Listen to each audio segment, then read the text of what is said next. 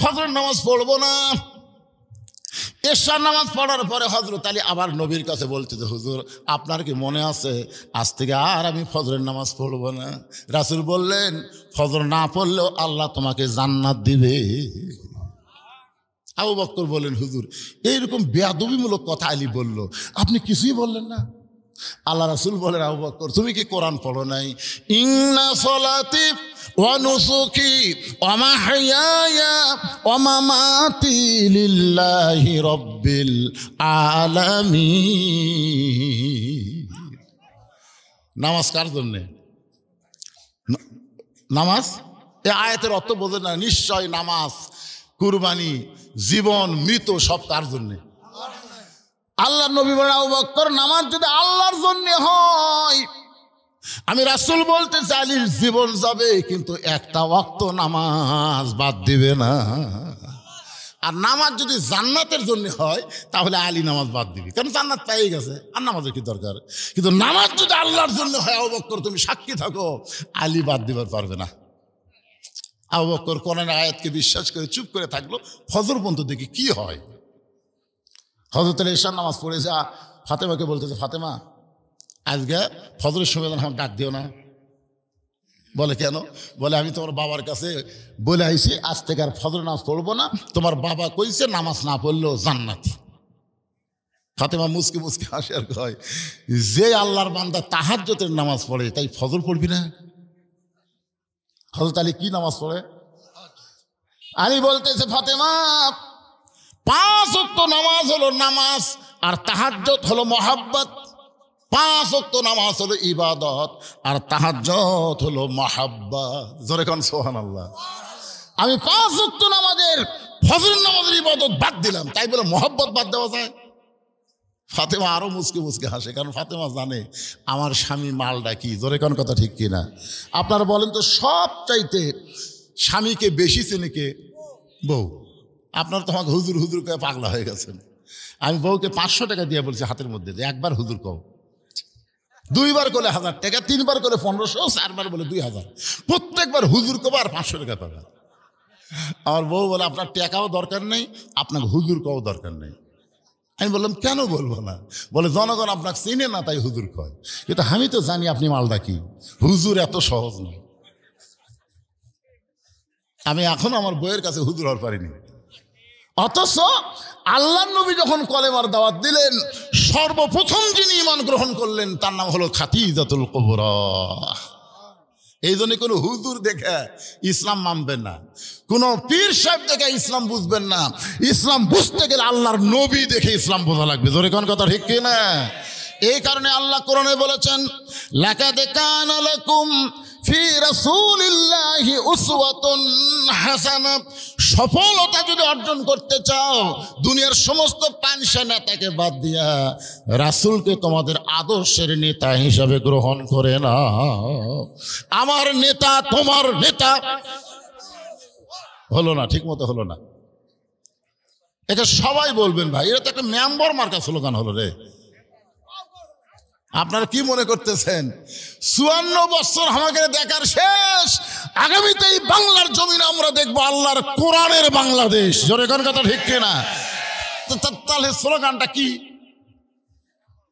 আমার আগে যে বক্তাগুলো ওয়াজ করলো সে বক্তারা কি বললো? হাসরের ময়দানে প্রত্যেক নেতাকে আগে ডাক দেওয়া হবে, অনুসারীকে তারপরে ডাকা হবে। নেতা আর অনুসারী একসাথে কুটি যাবে, জান্নাত যাবে না জাহান্নাম যাবে, ওই জায়গাতে ওটা ফয়সালা হবে। জোরে কোন কথা ঠিক কিনা? তো কোন নেতাকে ধরবেন? যে নেতা জাহান্নামে যাবে তার পাশে ঘুরবেন? তো তাহলে স্লোগানে ম্যানাকে দিচ্ছেন কেন? এই যে ভাই কছে স্লোগানে গাও গরম হবে, হবে না? হচ্ছে না গাও গরম? হ্যাঁ ঠিক আছে, হাত মারবেন।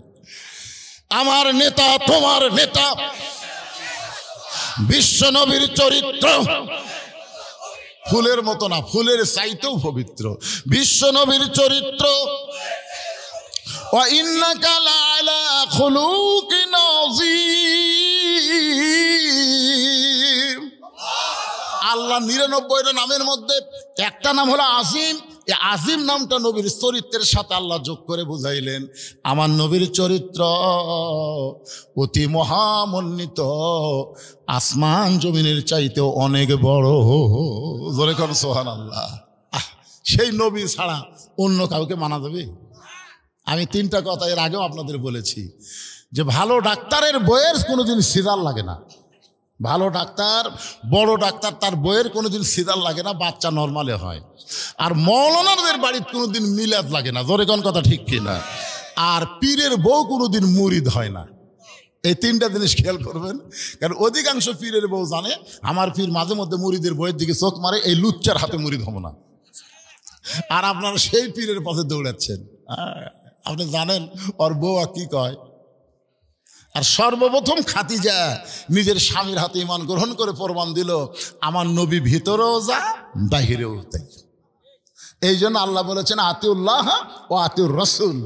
এরপরে কিন্তু আল্লাহ বলেছেন উলিল আমরি মিনকুম। আল্লাহ কিন্তু এখানে বলতে পারতেন আতিউল্লাহ ও আতিউর রাসূল ও আতিউ উলিল আমরি মিনকুম, কিন্তু আল্লাহ নবী পর্যন্ত আতিউ শব্দ উল্লেখ করলেন, উলিল আমরকে মানতে গিয়া ও আতিউ বাদ দিলেন। কারণ উলিল আমরকে, নেতাকে আমরা ততক্ষণ মানবো নেতা যতক্ষণ আল্লাহ রাসূলকে মানবে। জোরে কোন কথা ঠিক কিনা? আসরের 4 রাকাত ফরজ নামাজের 3 রাকাতে যদি কোনো ইমাম নেতা বসে, আপনি কি বসবেন? কেন বসবেন না? কারণ ইমাম টাইটেল পাস দেওয়ার অভ্যাস, একদিন 4 রাকাত পড়াছে, আজকে 3 রাকাত বসিছে, অসুবিধা কি?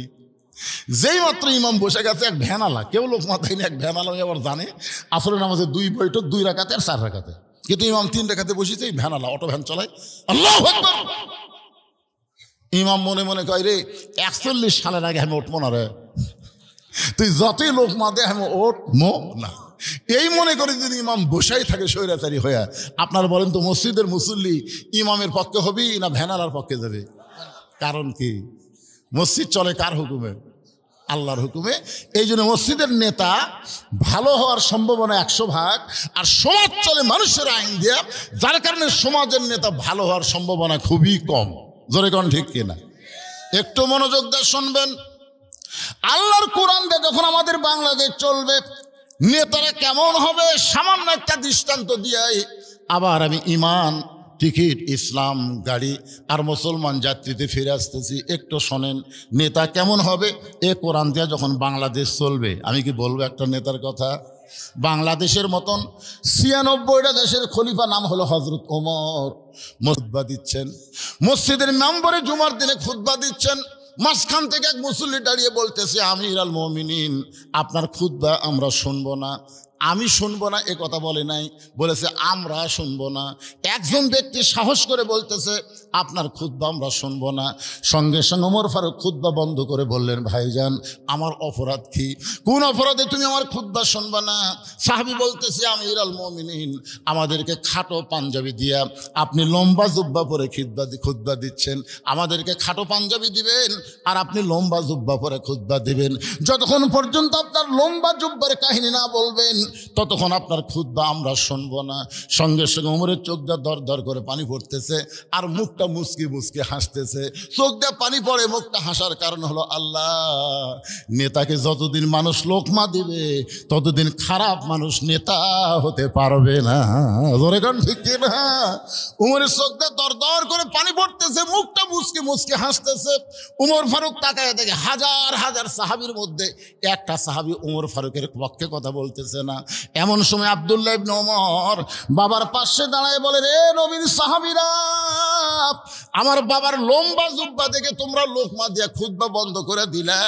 তোমরা তাকায় দেখো, তোমাদের পরনে খাটো পাঞ্জাবি হলেও নতুন কাপড় পরে নামাজ পড়তে আইছো, কিন্তু আমার পরে নতুন কোনো কাপড় নাই, আমার পরে নতুন কোনো কাপড় নাই।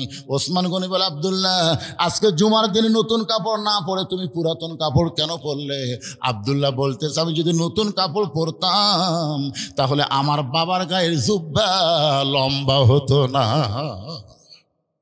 আব্দুল্লাহ বলে, রে নবীর সাহাবীরা, যেদিন থেকে আমার বাবা মদিনার খলিফা হয়েছে সেদিন থেকে তোমরা আরামে ঘুম পাড়তেছো, অথচ আমার বাবার চোখে ঘুম নাই।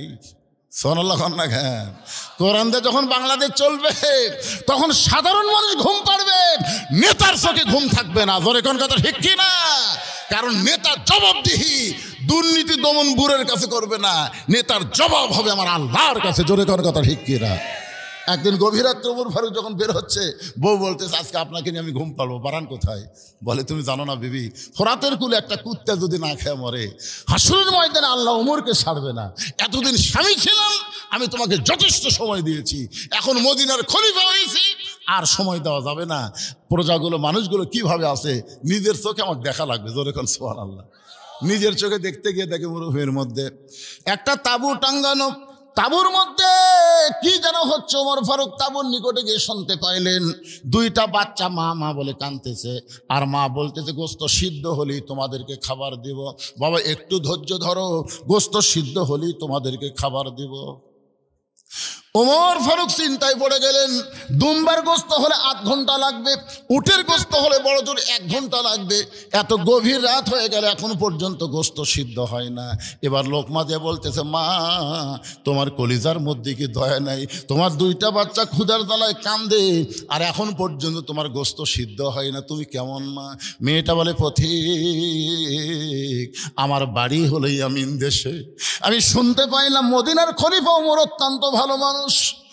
খলিফা ওমর ভালো মানুষ জেনে আমার 2টা এতিম বাচ্চাকে এনে মদিনাতে আসলাম। বিকেলবেলায় ওমরের দরবারে গিয়ে দেখি এত মানুষের ভিড়, এত মানুষের ভিড় ঠেলে একটা মহিলা আমার এতিমকে নিয়ে যাবার পারি নাই। আমি রাত্রেবেলা মদিনায় তাঁবু টাঙ্গাইছি, আগামীকাল আমার 2টা এতিমকে নিয়ে ওমরের দরবারে যাব।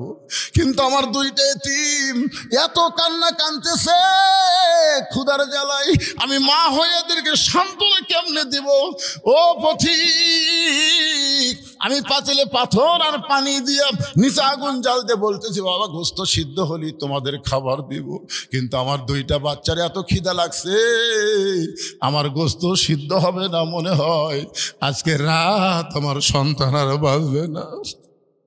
সঙ্গে সঙ্গে ওমর বলে, মা আসল জায়গায় বিচার দিও না মা, আসল জায়গায় উমরের বিরুদ্ধে বিচার দিও না মা, আসল জায়গা মানে আল্লাহর কাছে বিচার দিও না মা, তুমি একটু ধৈর্য ধরো মা, তুমি একটু ধৈর্য ধরো।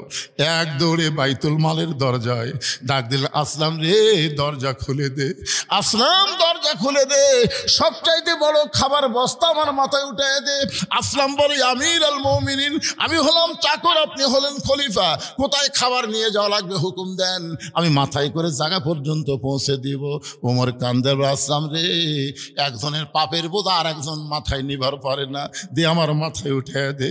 আসলাম অলিল আমরি মিনকুমকে মানতে গিয়ে ওমর ফারুকের মাথায় যখন বস্তা তুলে দেয়, ওমর ফারুক এত জোরে দৌড় মারছে, পিছন দিক থেকে আসলাম বলে, আমির আটার বস্তা মাথায় নিয়ে দৌড়াতে আপনি পড়ে কষ্ট পাবেন। ওমর বলে, আসলাম রে দোয়া কর, নির্দিষ্ট সময় যদি জায়গা মতো যাবার না পারি তাহলে জাহান্নামের আগুনকে আল্লাহ ওমর পুড়ে ফেলবে, জাহান্নামের আগুন দিয়ে আল্লাহ ওমরকে পুড়বে। এক দৌড়ে তাঁবুর পাশে গিয়ে বললেন, মা ও মার দেরি করো না মা, রুটি হালুয়া তৈরি করো, রুটি হালুয়া তৈরি করে ওমর ফারুকের হাতে যখন মহিলাটা দেয়, ওমর ফারুক 2টা এতিম বাচ্চাকে 2 উড়াতে উপরে নিয়ে, আর আইতাল্লাযী ইউকাযযিবু বিদ্দীন ফাযালিকাল্লাযী ইয়াদুল ইয়াতীম ওয়ালা ইয়াহুদ্দু আলা তাআমিল মিসকিন। রুটি হালুয়া ছেড়ে 2টা বাচ্চার মুখে দেয়, বাচ্চা 2টা ফেল ফেল করে ওমরের দিকে তাকায় দেখি 2 চোখ দিয়ে দর দর করে পানি পড়তেছে। 2 বাচ্চা রুটি খায় আর চোখের পানি হাত দিয়ে মুছে দেয়। আমরা বাবা হারাইছি গো, বাবার দরদ আমরা পাইনি, তুমি কে গো বাবা? এই গভীর রাত্রে ক্ষুধার্তের মুখে অন্ন দিয়ে তুমি কাঁদতেছ, তোমার পরিচয় কি? তুমি কে? এই গভীর রাত্রে আমাদের খাওয়ায় আর তুমি কাঁদো। উমর বলতেছে, আল্লাহ এই অধমকে জাহান্নামের আগুন থেকে বাঁচাও, এই অধমকে জাহান্নামের আগুনে তুমি পুড়ায়ও না। মা ভিতর থেকে বলে, পথিক জীবনে ভালো মানুষের গল্প শুনেছি, কিন্তু মানুষ এমন ভালো হয় নিজের চোখে দেখি নাই। আজকে তোমাকে দেখে বুঝতেছি, উমর যদি মদিনার খলিফা না হইয়া আল্লাহ তোমাকে যদি মদিনার খলিফা বানাইতো, এই মদিনা আল্লাহর জান্নাত হয়ে যেত। আব্দুল্লাহ বলতেছে, নবীর সাহাবীরা রে, তোমরা সবাই যখন ঘুমাও তখন আমার বাবা চুপি চুপি আমার দরজায় আব্দুল্লাহ বলে ডাকতেছে। আমি দরজা খুলে তাকায় দেখি বাবার হাতে একটা পাঞ্জাবি। আমি খুশি হয়ে বললাম, বাবা বাইতুল মাল থেকে আমার একটা পাঞ্জাবি দিচ্ছে, আপনি আর একটা দিবার আইছেন। আসলে নেতার বেটা হওয়ার মধ্যে লাভ আছে। বাইতুল মাল থেকে আমার একটা পাঞ্জাবি দিছে বাদান, আবার গভীর রাত্রে আপনি আর একটা দিবার আইছেন। সঙ্গে সঙ্গে ওমর ফারুক আল্লাহর কোরআন থেকে তেলাওয়াত করলেন, বেটাকে বুঝানোর জন্যে কোরআন তেলাওয়াত করলেন। ইন্নাল্লাহা ইয়ামুরুকুম আন তুআদ্দুল আমানাতি ইলা আহলিহা ওয়া ইযা হাকামতুম বাইনান নাস আন তাহকুমু বিল আদল। জোরে বলেন সুবহানাল্লাহ। বেটাকে বুঝানোর জন্য কোরআনের আয়াত তেলাওয়াত করলেন। আব্দুল্লাহ, তুই কি মনে করছিস তোকে আর একটা পাঞ্জাবি দিয়ে বেড়াইছি? তো বলে, বাবা গভীর রাত্রে তাহলে পাঞ্জাবি নিয়ে দাঁড়ায় আছেন, বলে এইটা আমার হকত পড়ছে। গাওয়ার দিকে এত খাটো হাঁটুই ঢাকে না। এখন তুই বল, আগামীকাল জুম্মার দিনে খুতবা দেবো এই খাটো পাঞ্জাবি গাওয়ার দিয়া? আব্দুল্লাহ বলে, বাবা তাহলে আমি কি করব? বলে, তোর পাঞ্জাবিটা আমাকে দান করে দে। তোরটা দান করলে তো দুটা মিলা লম্বা হয়। আব্দুল্লাহ বলে, গভীর রাতে আমার বাবাকে আমার পাঞ্জাবি দান করে দিলাম। আমার বাবা তার পাঞ্জাবি আমার পাঞ্জাবি একত্র করে লম্বা জুব্বা বানায় খুতবা দেয়। এখন বলো খুতবা শোনা যায় কি না যায়? সমস্ত সাহাবীরা চিল্লায় বলে, আল্লাহর কোরআন দিয়ে যখন রাষ্ট্র চলবে, এমন ভালো মানুষকে নেতা হিসাবে দেখা যাবে। লিল্লাহে তাকবীর। এখন ভালো নেতা দেখার জন্যে আল্লাহর কোরআনের দরকার আছে না নাই? ভালো আমল করার জন্যে আল্লাহর কোরআনের দরকার আছে না নাই? বাংলাদেশের মতন ৯৬টা দেশের খলিফা হযরত ওমর কেন কাঁদতেছে? কেন আটার বস্তা মাথায় নিয়ে দৌড়াই? কেন দৌড়াই? একটাই মাত্র কারণ, আত্তাকুল্লাহ হাক্কা তুকাতিহি। আল্লাহর ভয় করতে হবে নিয়ম মতো। জোরে কোন কথা ঠিক কিনা? তুমি প্রেসিডেন্ট হইছো, তুমি প্রধানমন্ত্রী হইছো, তুমি এমন কি হইছো? তুমি কি হইছো? আল্লাহ ধরে না, ধরে না, ধরলে কিন্তু আল্লাহ ছাড়ে না। জোরে কোন কথা ঠিক কিনা? মাজাত বল নাই, দুইজন ধরে টেজের উপর তুলে দেয়। ওই ভাঙ্গা মাজালে মাইক পায়, কয় খেলা হবে, খেলা হবে, পলাবো না, পলাবো না। যদি পলাই ফখরুলের বাড়ির যাবো। কে রে একটা উয়াতি কুটিরা কোথায়? এত বড় অহংকারী কথা। ৪১ সালে আগে আমাদের নামাইকে ২৪০০ পারানুকে বিশ্বাস করতে হবে। তুইজ্জু মান তাশা তুযিল্লু মান তাশা বিয়াদিকাল খায়র ইন্নাকা আলা কুল্লি শাইইন কাদির। জোরে কোন ঠিক কি না? বিশ্বাস করতে হয় ভাইজান। কিসের অহংকার করেন? কি জন্য ঘোরাঘুরি করেন? সিনা টান করে ঘুরতেছে কি ভাব? যে কোনো সময় সমনধারী হবি। ধরে কোন কথা ঠিক কিনা?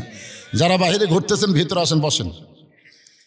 আর একবার আয়াতটা তেলাওয়াত করে আপনাকে সূত্রটা আর একবার শোনায় আবার আলোচনা ফিরে আসতেছি। বিরক্ত হচ্ছেন আপনারা?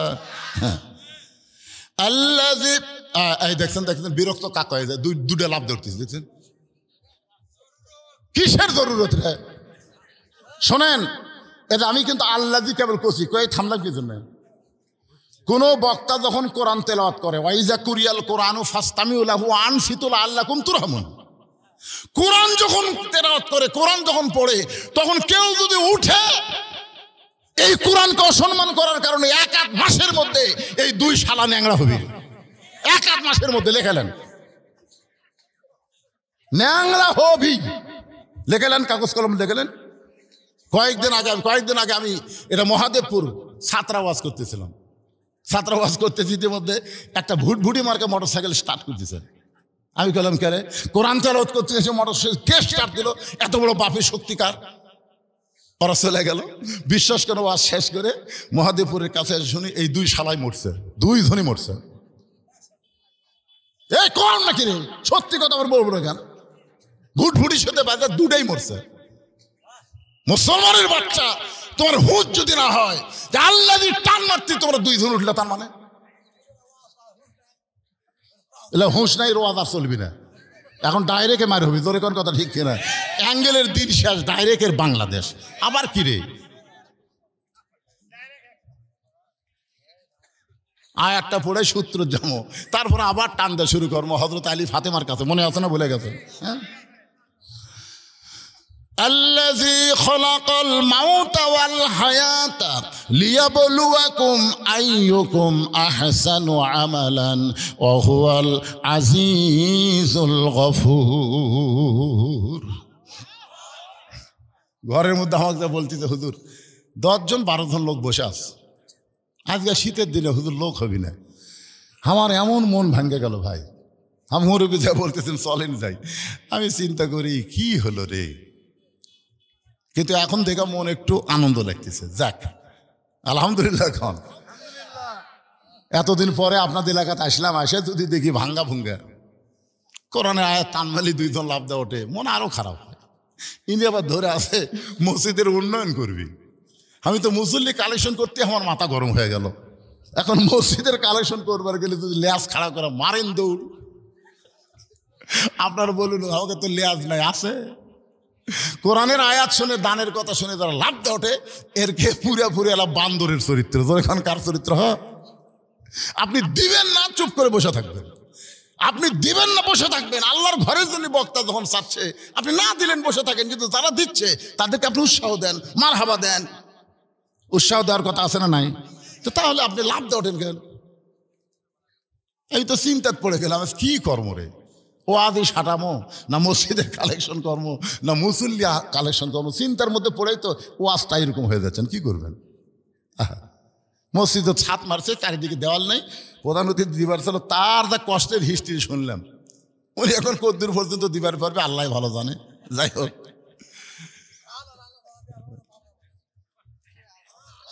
কি ভাই মাঝে মধ্যে লাভ দেওয়া ওঠে কেন? কি হলো? রাত খুব বেশি হয়নি, আমাকে নিয়ে আইছিল 9:30টার সময়। আমি মনে করছিলাম 11:30 মতো ওয়াজ হবি। তো ওয়াজ মোটামুটি শুরু না করতে 11টা বেজে গেল। আমি এখানে ওয়াজ শুরু করে 1 ঘন্টা 5 মিনিট হয়েছে। আমি আরো 1 ঘন্টা ওয়াজ করলে আপনাদের সমস্যা আছে? কার কার সমস্যা নেই আল্লাহ হাত দেখেন তো দেখি। কে কে হাত তুললো না দেখেন তো, কে কে হাত তুললো না? এই সমস্যা আমি বের করে নেবো। লিল্লাহু আকবার, হাত নামান। না না, সারা রাত হবি কে?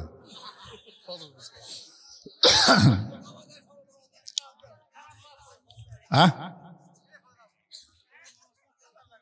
তা আপনারা কি মনে করছেন আমি সেই বক্তা? পাগলা, গতকাল করছি 3টা ওয়াজ, আজকে একটা করে আবার এটি যাচ্ছি, আগামীকাল আবার 3টা আছে। তা আপনারা কি মনে করছেন যে এটা আমি পাগলা, বছর অন্তরে 1 দাওয়াত পাচ্ছি, ইচ্ছা মতো সারা রাত করবো, সেই বক্তা আমি? তবে যে ওয়াজটা ধরছি এইটা কমপ্লিট করা লাগবে। ধরে কোন ঠিক কিনা? হ্যাঁ, আপনাদের মধ্যে এমন কোন আল্লাহর পাগল আছে যে মসজিদের দেওয়াল করার জন্য 10টা বস্তা সিমেন্ট দিবেন? এরকম কোন আল্লাহর পাগল আছেন আপনাদের মধ্যে যে হুজুর আমি আল্লাহর ঘর, দুনিয়ার বাড়ি ঘর করবার যে বহু কিছু আমি করছি, হুজুর আল্লাহর ঘরে আমি 10টা বস্তা সিমেন্ট দেবো? হুজুর ফতুয়া না দান? না না, কি ফতুয়ার কোনো ওয়াজ চলবে না এখন? কি ব্যাপক! আমি আদায় শুরু করতেছি। আমার 20 বছর বয়স, 5 ওয়াক্ত নামাজ পড়া হয়। আমি পর্নোগ্রাফি এলে কি সব লেখছে রে পাগলা? কার মধ্যে কি মারছে রে? ইন্না সালাতা তানহানিল ফাহশাই ওয়াল মুনকার, একমাত্র নামাজই পারে মানুষকে যাবতীয় খারাপি ফাহিশা থেকে বাঁচাই দিতে। জোরে কোন কথা ঠিক কিনা? আর 5 ওয়াক্ত নামাজ পড়ে ওই পর্নোগ্রাফি দেখে এটা ইয়ার কি মারতেছেন? আল্লাহর কোরআনকে বিশ্বাস করলে বিশ্বাস করা লাগবে এই ছেলে 5 ওয়াক্ত নামাজ পড়ে না, আর যদি পড়ে তাহলে অন্যায় করতে পারে। কোরআনের মধ্যে কি ভুল আছে নাকি? তাহলে আল্লাহ কেন বললেন নিশ্চয় নামাজই পারে মানুষকে যাবতীয় খারাপি থেকে ফাহিশা থেকে বাঁচাই দিতে? তাহলে আপনি এটা লেখলেন কিভাবে যে 5 ওয়াক্ত নামাজ পড়ে ওয়াকাম করে? কিসের নামাজ হয় না রে? আপনি বোঝেন বা না বোঝেন, আল্লাহ সেজদা দেওয়া মাত্রই আল্লাহ আপনাকে কবুল করে। জানেন আপনি? আপনার মাথা নোয়াইছেন, কান ধরে নিয়ত করছেন, আসামের মতো রুকু করছেন, সেজদাত গেছেন, আপনার কি লাগবে? কোন জায়গা কিন্তু থাকতে পারে, সে কিন্তুর অবস্থা পরে বলতেছি।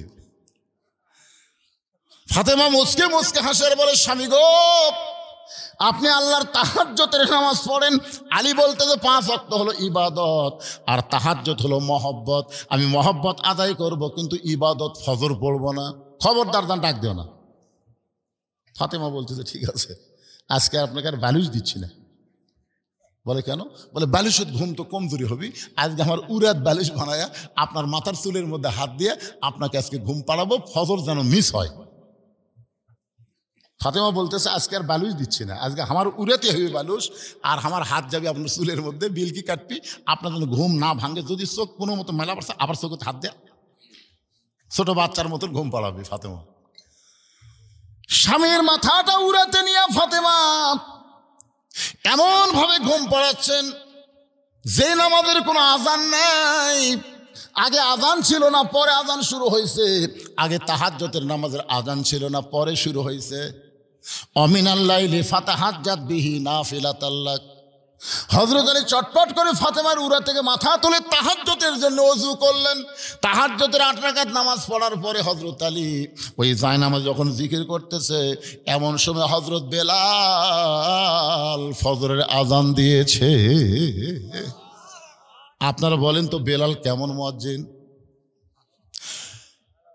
দুনিয়ার সমস্ত মুয়াজ্জিন আজান মুসল্লির কানে ঠিক মতো যায় না, আর হযরত বেলাল যখন আজান দেয় ওই আজানটা আল্লাহর আরশ পর্যন্ত পৌঁছে যায়। রাসূল বলতেছে বেলাল তুমি আজান দিলে আমরা ঘুম থেকে চেতন পাই, কিন্তু তোমার ঘুম থেকে চেতন কে করে? বেলাল বলতেছি ইয়া রাসূলুল্লাহ, এই কথা তো খুব গোপন কথা, আপনি যখন শুনবার চাচ্ছেন তাহলে শোনেন। আমি আল্লাহকে আজান শুনে, আল্লাহ আমাকে আজান শুনে। এটা নবী দেখবার পারছে লাইলাতুল মিরাজে, বুঝলেন? নবী যখন জান্নাতের মধ্যে যাচ্ছে, নবীর ডান ধারে খড়মের পাঁচ দেওয়া শব্দ, একজন কে যেন খড়ম পর্দা হেঁটে যাচ্ছে, বাম ধারে খড়ম পর্দা হাঁটে। নবী কয় জিবরাইল, আমি জান্নাতে কেবল প্রথম ঢুকলাম, তো আমার দুই সাইডে খড়মের শব্দ শোনা যায়, এটা কে যায়? জিবরাইল বলতেছে হুজুর শুনবার যখন চাচ্ছেন বাধ্য হয়ে বলা লাগবে, এটা আপনার সাহাবী বেলাল। নবী কয় জিবরাইল, আমি তো বেলাল দেখে আসলাম মক্কা। সেই বেলাল আল্লাহর জান্নাতে কেমনে? বলে গোপনে গোপনে এমন কি তারা আমল করে, আল্লাহর সাথে বেলাল একটা সম্পর্ক হয়ে গেছে। তাই কবে বেলাল জান্নাতে আসবে, এখন তো একটা ফেরেশতাকে বেলালের চেহারায় আল্লাহ জান্নাতে রেখে দিয়েছে। ধরে কোন সুবহানাল্লাহ। হযরত বেলাল যেই মাত্র আজান দিয়েছে, হযরত আলী মসজিদের দিকে রওনা দেয়। ফাতেমা ডাকতে বলে স্বামী গো, আমার বাবার কাছে ওয়াদা করেছেন আপনি ফজরের নামাজ পড়বেন না, তাহলে আবার আজান শোনার পরে কেন বাড়ির থেকে বের হন? আলী বলতে যে ফাতেমা সারা জীবন ভিতরে ঢুকে নামাজ পড়েছি, আজকে বাহির থেকে নামাজের দৃশ্যটা দেখতে চাই। সারা জীবন ভিতরে ঢুকে, ভিতরে মানে না না, সারা জীবন ভিতরে ঢুকে নামাজ পড়ছে, কি বুঝলেন? রাসূল বলেছেন আনতাবুদুল্লাহ কান্নাকা তারাহু ফাইল্লাম তাকুন তারাহু ফাইন্নাহু ইয়ারাকা। যখন কোন আল্লাহর বান্দা নামাজের মধ্যে শামিল হয়, ওই বান্দা সেজদাত গেলে সেজদার মালিককে দেখতে পায়। সেজদার মালিক যদি দেখা সম্ভব না হয়, আল্লাহ যে তাকে দেখতেছে এই বিশ্বাস নামাজের মাধ্যমেই তার অর্জিত হয়। ধরে কোন সুবহানাল্লাহ। হযরত আলী বলেছেন এতদিন ভিতরে ঢুকে নামাজ পড়েছি, আজকে বাহিরে থেকে নামাজের দৃশ্য দেখবার চাই। হযরত আলী মসজিদের চারিধার ঘুরতেছে আর নামাজীদেরকে দেখতেছে। এমন সময় হযরত আলী দেখে মসজিদের বারান্দায় হযরত আবু যর গিফারি ফজরের 2 রাকাত সুন্নত নামাজের নিয়ত করছে। আলীর ইমান বলতেছে আলী তুই নাই ফজরের 2 রাকাত ফরজ পড়বি না, তাই বলে কি সুন্নত পড়া যাবে না? ইমানের টানে হযরত আলী মসজিদের নববীর বারান্দায় গিয়ে ফজরের 2 রাকাত সুন্নত নামাজ আদায় করেছে। আবু যর গিফারি বলতেছে আলী ভাই এশার সময় কইলেন আপনি ফজরের নামাজ পড়বেন না, তাহলে এখন কি বললেন? আলী বলতেছে আবু যর আমি বলেছি ফজরের নামাজ পড়বো না, তাই বলে কি ফজরের সুন্নত পড়া যাবে না? সঙ্গে সঙ্গে আবু যর মুখে আঙ্গুল দিলেন, কারণ আল্লাহ রাসূল বলেছেন সাহাবীরা রে, আমার পরে কাউকে যদি তোমরা ওস্তাদের মতন সম্মান করতে চাও তাহলে আমার আলীকে সম্মান দিও। আনা মাদিনাতুল ইলমে ওয়া আলিও বাবুহা, আমি হলাম এলেমের শহর, আলী হচ্ছে তার দরওয়াজা। হযরত আলী কোনো কথা বললে ওই কথার উপরে কেউ কোনোদিন কথা বলেনি, এমনকি হযরত আবু বকর পর্যন্ত বলেনি। আল্লাহর নবীর পরে সাহাবীরা হযরত আলীকে ওস্তাদের মতন সম্মান করতেন। তার একটা নমুনা হলো হযরত ওমর যখন জেরুজালেমে গেলেন, রাখাল ছিল উটের পিঠে চড়া, আর ওমর ফারুক ছিল রশি ধরা। জেরুজালেমের খ্রিস্টানেরা রাখালকে ওমর মনে করে সম্মান করতেছেন। রাখাল কান্দে বলে, জেরুজালেমের খ্রিস্টান তোমরা জানো না আমি কিন্তু ওমর না, রশি ধরে যিনি দাঁড়ায় আছে তার নাম হলো হযরত ওমর। সমস্ত খ্রিস্টান চিল্লায় বলে, কেমনে হয় কেমনে হয়? বলে, আল্লাহর কোরআন দিয়ে যখন রাষ্ট্র চলবে, ভাগ্যনে রাখাল উটের পিঠে থাকবে আর নেতা রশি ধরে জমিনে দাঁড়াবে। খ্রিস্টানরা বলতেছে, এটাই যদি কোরআন হয়, এটাই যদি ইসলাম হয়, তাহলে আর আমরা খ্রিস্টান থাকবো না, আমরা সব মুসলমান হবার চাই। ধরে করেন সুবহানাল্লাহ। সব খ্রিস্টান মুসলমান হয়ে গেল, কিন্তু একটা বেঁকা উনি আর মুসলমান না হয়ে পাদ্রীর কাছে গেছে। বলে, হুজুর মদিনার থেকে উমর এসে সব মুসলমান বানাচ্ছে, আপনি ঘরের মধ্যে জিকির করে কি করবেন? পাদ্রী দৌড়ে এসে উমরকে বলতেছে, ওমর এরা সবাই মুসলমান হচ্ছে কমজোরি এবং এদের এলেম কম, কিন্তু আমি মুসলমান হব, আমার 4টা প্রশ্নের উত্তর দেওয়া লাগবে। ওমর ফারুক বলতেছে, পাদ্রী ভাই কি প্রশ্ন? বলে, 1 নম্বর প্রশ্ন হলো, 2 ভাই একই সঙ্গে জন্মগ্রহণ করছে, বহু বছর পরে 2 ভাই একসঙ্গে মারা গেছে, কিন্তু এক ভাই এক ভাইয়ের চাইতে 100 বছরের বড়। খুব খেয়াল করবেন, জন্মেছে একই সময়, আবার মারাও গেছে একই দিনে, কিন্তু এক ভাই এক ভাইয়ের চাইতে 100 বছরের বড়। এই 2 ভাইয়ের নাম বলা লাগবে। 2তে যাবেন, একটু ট্রাই করে দেখবেন তো ঘুম হয় কিনা। শত চেষ্টা করলেও ঘুমাতে পারবেন না, কারণ আপনি নামাজ ছাড়তে চাইলে কি হবে? নামাজ আপনাকে ছাড়বে না। বলেন সুবহানাল্লাহ। কারণ কতগুলো কথা মুখের কথা, আর কতগুলো কথা হলো অন্তরের কথা। অন্তর থেকে যদি আমরা বিশ্বাস করি যে কোনো সময়ে আমাদের মৃত্যু হবে, তাহলে আমাদের দ্বারা খারাপ কোনো কাজ হবে। এজন্য আল্লাহ বলতেছেন, লিয়াবলুয়াকুম, তোমাদেরকে পরীক্ষা করা হবে। আমাদেরকে আল্লাহ পরীক্ষা করবেন। পরীক্ষা কিন্তু শুধুমাত্র মুসলমানকে আল্লাহ করেন, ঈমানদারকে আল্লাহ পরীক্ষা করেন। বেঈমানদের কোনো পরীক্ষা নাই, কারণ বেঈমানেরা তো ভর্তি হয়নি, তাহলে পরীক্ষা কি হবে? আমরা ভর্তি হয়েছি, আমাদের বিশ্ববিদ্যালয়ের নাম হলো ইসলাম, যেটার নাম কি? ইসলাম। আর আমাদের ভর্তি হলো ঈমান। আর ভর্তি হওয়ার পরে আমাদের পরীক্ষার বিষয়টা হলো নেক আমল। খুব খেয়াল করবেন, এখানে বলা হচ্ছে আইয়ুকুম আহসানু আমালা, তোমাদেরকে সুন্দর আমলের পরীক্ষা করা হবে। সুন্দর আমল, আমাদের বাংলাদেশে নেক আমল আছে কিন্তু সুন্দর আমল নেই। কারণ সুন্দর আমল করতে গেলে সুন্দর একটা পরিবেশ লাগবে। আপনারা বলেন তো, 15.5 বছর আমরা যে পরিবেশ পাইছিলাম, রব্বানা আতিনা ফিদ দুনিয়া হাসিনা, কি কম যেই পরিবেশ আমাদেরকে দিছিল, একটা কোরআনের মাহফিল করাও আমাদের জন্য বড় কঠিন হয়ে গেছিল। ধরে কোন কথা ঠিক কিনা? আমি আপনাদের পাঁচবিবির এলাকায় 2টা না কয়টা মাহফিল আইছিলাম, প্রত্যেকটা মাহফিলের প্রধান অতিথি জোর করে একটা লোক হয়েছিল, তার নাম হলো বেনু। নাম কি? বেনু। হ্যাঁ, এই বেনুকে অতিথি না করলে মাহফিলই করা যাবে না। আমি আপনাদের এই খাস বার্তায় দিনের বেলায় ছিলাম, মনে আছে আপনাদের? তাও আর সেদিন পাঁচবিবির হাট, ঠিক সেই দিনই মাহফিল। তো যাই হোক, আজকে তো দিনের বেলা হাট, রাতে হাট আছে, আর দিনের বেলা ওয়াজ হচ্ছে, একদিকে হাট হচ্ছে। যাই হোক, আমি যেটা বলতে চাচ্ছি যে এমন একটা পরিবেশ ছিল, কোরআন মানা তো দূরের কথা, কোরআনের হক কথা বলা যাইতো না। ধরে কোন ঠিক কিনা? কিন্তু আপনারা এখন বলেন, এখন কোরআনের হক কথা বলতে আর কোনো সমস্যা আছে? থানাতে যাওয়া লাগে যে কোরআনের মাহফিল করব, অনুমতি দেন না। তাহলে বোঝা গেল যে মোটামুটি হাসিনা পলানোর সাথে সাথে একটা সুন্দর পরিবেশ তৈরি হয়েছে। ধরে কোন কথা ঠিক কিনা? খুশি না বেজার? হ্যাঁ, পরিবেশ সুন্দর হলেই খুশি হয় না, তারপরে কাজ আছে। সুন্দর একটা পরিবেশ যদি আপনি চিরস্থায়ীভাবে রাখতে চান, মানে কিছু সময়ের জন্য না, চিরস্থায়ীভাবে সুন্দর পরিবেশ যদি রাখতে চান, তাহলে সুন্দর একটা সমাজ লাগবে। যেরকম সুন্দর একটা কি লাগবে? সমাজ লাগবে। সুন্দর একটা সমাজ যদি চিরদিন আপনি ধরে রাখতে চান, তাহলে সুন্দর একটা রাষ্ট্র লাগবে। যেরকম সুন্দর একটা কি লাগবে? আর সুন্দর একটা রাষ্ট্র যদি আপনি তৈরি করতে চান, তাহলে মানুষের তৈরি করে আইন দিয়ে চলবে না, আল্লাহর কোরআনের আইন লাগবে। যেরকম ঠিক কিনা? আজকের প্রধান অতিথি যখন স্লোগান দিল আল কোরআনের আলো, আপনার তখন বলছেন ঘরে ঘরে জ্বালো। না, ঘর উজ্জ্বলে কোনো কাম হবে না, বলেননি তো।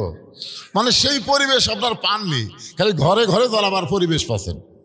এই মুহূর্তে আমরা যে সুন্দর পরিবেশ পাইছি, এই জন্য স্লোগানটা জায়গা মতো দেওয়া লাগবে। আমি যেই বলবো আল কোরআনের আলো, আপনারা সকলেই জবান খুলে বলবেন সংসদে জালো। বলতে পারবেন না? আল কোরআনের আলো, কোরআন হাদিস যেখানে, দুনিয়ার মুসলমান লিল্লাহে তাকবীর। আমি ভাইজানের কথা শুনে, আমার ছোট, অনেক ছোট হবে, যে কথা বললো 48 বছর বয়স, তার মানে অনেক ছোট। এই ছোট বয়সেই দেখেন কি অবস্থা, কঠিন একটা নির্যাতনের শিকার, ধরে কোন ঠিক কিনা? হ্যাঁ, এত নির্যাতনের পরেও ওনাকে যখন আল্লাহ ফিরে নিয়ে আইছেন, আমরা এরকম একজন ভালো মানুষকে কোরআনের জন্যে সংসদে পাঠানো চাই, জোরে কোন ঠিক কিনা? আল্লাহ যেন কবুল করে, জোরে কোন আমিন। এখন আসেন, আলোচনাটা ধারাবাহিকভাবে আপনাদের সামনে শুরু করলাম। মৃত্যু এবং হায়াতকে আল্লাহ সৃষ্টি করেছেন পরীক্ষার জন্যে। যে কোনো সময় মৃত্যুবরণ করবে, এই মরাটা যেন সাধারণ মৃত্যু না হয়। লা তামুতুন্না ইল্লা ওয়া আনতুম মুসলিমুন, মুসলমান হয়ে মরতে হবে। মুসলমান হয়ে যদি আমরা মরতে চাই, তাহলে আমার সঙ্গে আপনাদের ধারাপাতের মতো একটু বলা লাগবে। বলবেন? ইসলাম একটা গাড়ি, ঈমান হলো টিকিট, আর মুসলমান হলো যাত্রী। খুব শেয়ার করো, এই আয়াতের তাফসিরে আপনাদেরকে বোঝানোর জন্য বলতেছি। তাহলে কি বুঝলেন? গাড়ির নাম কি? ইসলাম। আর যাত্রীর নাম কি? মুসলমান। যেরকম যাত্রীর নাম কি? আর টিকিটের নাম হলো ঈমান। ঈমানের টিকিট নিয়ে মুসলমান যাত্রী হয়ে কেউ যদি ইসলাম গাড়িতে একবার চড়তে পারে, ইসলাম গাড়ি চলতে চলতে তাকে জান্নাত নামক বাড়িতে পৌঁছায় দিবে। আপনারা জান্নাত বাড়িতে যাবার চান না? তাহলে টিকিটের নাম কি? ঈমান। এই টিকিটটা কি আমাদের ঠিক আছে? না না না করলে হবে তাই? যদি ঠিক না থাকে তাহলে আপাতত এখন ঠিক করে নেই, কারণ যে কোনো সময় যদি মৃত্যু হয় তাহলে এখনই তো ঠিক করা নেই, পরে ঠিক করার টাইম আছে নাকি? তাহলে আমার সঙ্গে সকলে বলেন, লা ইলাহা ইল্লাল্লাহু মুহাম্মাদুর রাসূলুল্লাহ। আল্লাহ রাসূল বললেন, সাহাবীরা শুধু মুখে মুখে কলেমা পড়লে হবে না। সাহাবীরা বললেন, হুজুর কি করা লাগবে? রাসূল বললেন, তাসদিক বিল জানান, যেইটা জবানে উচ্চারণ করেছো ওই কলেমাটা কলিজার মধ্যে সেট করা লাগবে। কার ভিতরে? এই কলিজায়। কলিজার মধ্যে যদি কলেমা সেট হয়ে যায়, ওই মানুষের চরিত্র এমন পর্যায়ে যাবে, দরকার হলে জীবন দিবে কিন্তু ঈমান দিবে না। এখন ছেলে পেলে যুবকেরা অনেকে আছো, তোমাদেরকে বলতেছি বাজান, এইবারে তো তোমরাই কাম সারছো। আমরা কিন্তু প্রত্যেকটা মাহফিলে বলি, ছাত্র জনতার আন্দোলনে হাসিনা পালাই গেছে, ধরে কোন কথা ঠিক কিনা? কারণ তোমাদের মতন ছাত্র যদি না থাকতো, দীর্ঘ কয়েক বছর বিএনপিকে যে নির্যাতন করেছে, জামাত ইসলামকে যে নির্যাতন করেছে, আমরা হাসিনার ভয়ে কোনো কথা বলতে পারিনি, ধরে কোন কথা ঠিক কিনা? কিন্তু আমাদের ছাত্র জনতার এক ছাত্র আবু সাইদ নিজের জীবন দিয়ে প্রমাণ করলো যে বাতিলের সঙ্গে আপোষ করার কোনো সুযোগ নাই, দরকার হলে জীবন দেব। আল্লাহ রাস্তায় যারা জীবন দেয় তারা কোনোদিন মরে না, ধরে কোন কথা ঠিক কিনা? কি বুঝলেন? আবু সাইদ মরছে? মরছে? মরেনি। আমার গ্রামে এক সম্পর্কে চাচাতো ভাইয়ের ছেলে হয়েছে, আমার কয়, হুজুর ছেলেটার নাম রাখবো, আপনি আলেম মানুষ, একটা ভালো নাম কোন? আমি বললাম আবু সাইদ। ওই সেই খুশি, তাই হুজুর আমার মনেই নাই, ছেলেটার নাম রাখছে আবু সাইদ।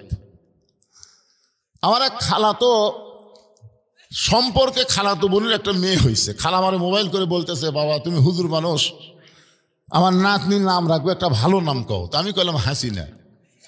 সেই খুশি হাসিনা। খালা 30 সেকেন্ড কোনো কথা কয়নি, মোবাইলে কথা হচ্ছে, কথা বন্ধ। আমি খালা কথা বন্ধ করলো কেন? আমি তাহলে খালা খালা বলি, উত্তর দেয় না। যখন উত্তর দিল তখন বলতেছে, এই তুই আলেম না জালেম? আমি বললাম, খালা এত রাগ করছেন, আমি একটা ভালো নাম শুনবার চাইলাম আর তুই খুনি হাসিনার নাম কস। আমি তখনই বুঝলাম 100 বছর এই বাংলাদেশের কোনো মেয়ে জন্মালে তার নাম হাসিনা কেউ ভুলেও রাখবে না, ধরে কোন কথা ঠিক কিনা? তার মানে কি বুঝতেছেন? আবু সাইদ মরে নাই, হাসিনাই পছন্দ হয়েছে, ধরে কোন কথা ঠিক কিনা? এই পচা হাসিনাকে এই বাংলাদেশে আসার অনেকে গুজব লীগ আছে না নাই? এরা কিন্তু আওয়ামী লীগের একটা দল, গুজব লীগ। মাঝে মধ্যে গুজব তোলে আপা ফিরে আসবে, হাসিনা ফিরে আসবে। হাসিনা ফিরে আসবে? হাসিনা যতই ভারতে আশ্রয় নেই, ভারতের বাবার ক্ষমতা নাই হাসিনাকে বাংলাদেশে পাঠাতে পারে। জোরে কোন কথা ঠিক কি না? পাঠালে ক্ষমতার চেয়ার পাবি। বাংলার জনগণ এত পাগলা না। আমার কথা কি বুঝতেছেন? একটু মনোযোগ দিয়ে শুনবেন। লিয়াবলুয়াকুম আইয়ুকুম আহসানু আমালা, এই আয়াতটাকে বোঝানোর জন্য বলতেছি। ইমানের টিকিট নিয়ে মুসলমান যাত্রী হয়ে ইসলাম গাড়িতে যখন চড়বেন, ইসলাম গাড়ি চলতে চলতে আপনাকে জান্নাত বাড়িতে পৌঁছায় দিবে। আপনাদের জয়পুরহাটে সকালে কোনোদিন গেছেন? জয়পুরহাটে দেখবেন, জয়পুরহাটে একটা বাস স্ট্যান্ড আছে না নাই? ওই বাস স্ট্যান্ডের সকালে দেখবেন কতগুলো জিকির করতেছে, ঢাকা ঢাকা ঢাকা ঢাকা ঢাকা ঢাকা ঢাকা ঢাকা। করে কি করে না? না, ঢাকা ঢাকার কথাই বলতেছি। কারণ জান্নাত হচ্ছে সবচাইতে দামি সুন্দর আবাসস্থল, আর বাংলাদেশের সবচাইতে দামি জায়গার নাম হলো ঢাকা। জোরে কোন কথা ঠিক কিনা? কারণ ঢাকা হলো বাংলা রাজধানী। তো একজন দৌড়ে গিয়া ওই হেলফারের হাত ধরে বলতেছে, এই পাগলাই, তুই কি রাজাকার নাকি? বলে কেমনে? বলে তুই জয়পুরহাটের মাটি দাঁড়িয়ে তুই ঢাকার জিকির করিস। আজকে আমরা যখন কোরআনের হক কথা বলে মানুষকে জান্নাতের কথা বলি, যে দুনিয়াতে যেভাবে চলতেছে এইভাবে চললে জান্নাত পাবা না, বরং আল্লাহর কোরআন অনুযায়ী চলা লাগবে। জোরে কোন ঠিক কিনা? তখন কতগুলো লোক আমাকে মাইক কাড়ালে, আমাকে টেজের অপমান করে বলে এরা রাজাকারের বাচ্চা। আসলে কি হক কথা বললি রাজাকার? আপনাদের কি মনে হয় হক কথা বললি রাজাকার? ওই লোকটা যে বলতেছে ঢাকা ঢাকা ঢাকা ঢাকা, এটা কি মিথ্যা কথা? কিন্তু বলতেছে তুই কি রাজাকার নাকি? জয়পুরহাটের মাটির জিকির কর, জয়পুরহাট জয়পুরহাট জয়পুরহাট। তুই জয়পুরহাট জিকির না করে ঢাকা ঢাকা করিস। তখন বলতেছে ভাই আপনি বুঝবার পারেননি, উদউ ইলা সাবিলি রাব্বিকা বিল হিকমা মাউইযাতিল লিল হাসান। আল্লাহ কোরআনে বলেছে হিকমতের সাথে সুন্দর ভাষায় মানুষকে বুঝাও। তো বলতেছে ভাই তুমি বুঝবার পারোনি, আমি হলাম ওই হানিফ গাড়ির হেল্পার। আমি হলাম ওই হানিফ গাড়ির কি হেল্পার রে ভাই। আমি জয়পুরহাটের মানুষকে ঢাকাত নিয়ে যাবার চাই, এই জন্যই বলছি যে ঢাকা ঢাকা ঢাকা ঢাকা ঢাকা, মানে যারা ঢাকাত যাবে তারা যেন এই গাড়িতে চড়ে। তো বলে এই গাড়িতে চড়ার নিয়ম কি? বলে ওই যে কাউন্টার আছে, ওই কাউন্টারে গিয়ে একটা টিকিট করো, টিকিটের দাম হলো 1000 টাকা। যাও একটা টিকিট করো, এই টিকিটটাই হলো ইমান লা ইলাহা ইল্লাল্লাহ। যাও ওই কাউন্টারে গিয়ে একটা টিকিট করো। ও দৌড়ে গিয়ে ঢাকা যাওয়ার জন্য কাউন্টারে একটা টিকিট করছে 1000 টাকা দিয়ে। এখন বলছে যে ভাই টিকিট যখন করছো গাড়ির মধ্যে গিয়ে বসো। ওই গাড়ির মধ্যে গিয়ে জানলার ধারত বসিছে। কার ধারত? কারণ ও ঢাকাত যাবে খালি ফিরি ফিরি না, ঢাকাত যাওয়ার সময় জানলাতে বহু কিছু দেখবে। যদি মাথা ঘুরে বমি হবার চাই তাহলে জানলা দেয় পরে চোট করে ফেলে দিবি, এরকম সুযোগ খুঁজাই লোকটা জানলার কাছে বসেছে। আর একজন যাত্রী ওটা ওর পাশেই বসে গেছে। গাড়ি যখন ফুল হয়ে গেল তখন বলতেছে ওস্তাদ এবার গাড়ি ছাড়েন, কারণ যাত্রী দিয়ে গাড়ি ফুল হয়ে গেছে। ওস্তাদ এখন জয়পুরহাট থেকে ঢাকার উদ্দেশ্যে রওনা দিয়েছে, কিন্তু সেই লোকটা প্রথম 1000 টাকার টিকিট কাটছে, ওর একটা বদ অভ্যাস হলো ওই মাঝে মাঝে জানলা দিয়ে হাত বার করে, এরকম হাত বার করে আবার ঢুকে, হাত বার করে আবার ঢুকাই, মাঝে মাঝে মাথাতে এরকম দেখে, মানে ভিতর থেকে ভালো দেখা যায় না, মাথা বার করে দেখে। তখন ওর পাশের যাত্রী চিন্তাত পড়ে গেছে, কে রে কোনো ট্রাকের সাথে বাসের সাথে বেজা যদি আর হাত ভাঙ্গা যায়, এই যে হাত বার করতেছে ঢুকাচ্ছে, যদি হঠাৎ একটা গাড়ি এসে আর হাত ভাঙ্গা যায় তো জনগণ আমার কি বলবে? এই ভাই তুমি ভালো হয়ে বসে আছো, তোমার পাশেরটা ভালো না, তুমি তাকে দাওয়াত দেওনি, তুমি তাকে ভালো হওয়ার দাওয়াত দেওনি। মনে করেন আপনি নামাজ পড়েন, আপনার পাশের বাড়ির লোক নামাজ পড়ে না, আপনি মনে করতেছেন আমি নামাজ দিয়ে জান্নাতে যাব। এত সোজা না, এত সোজা না। কারণ আল্লাহ কোরআনে বলেছেন কু আনফুসাকুম ওয়া আহলিকুম নার, জাহান্নামের আগুন থেকে যদি বাঁচতে চাও একলা বাঁচতে হবে না, তোমার আহাল পরিবার সবাইকে নিয়ে বাঁচা লাগবে। জোরে কোন কথা ঠিক কিনা?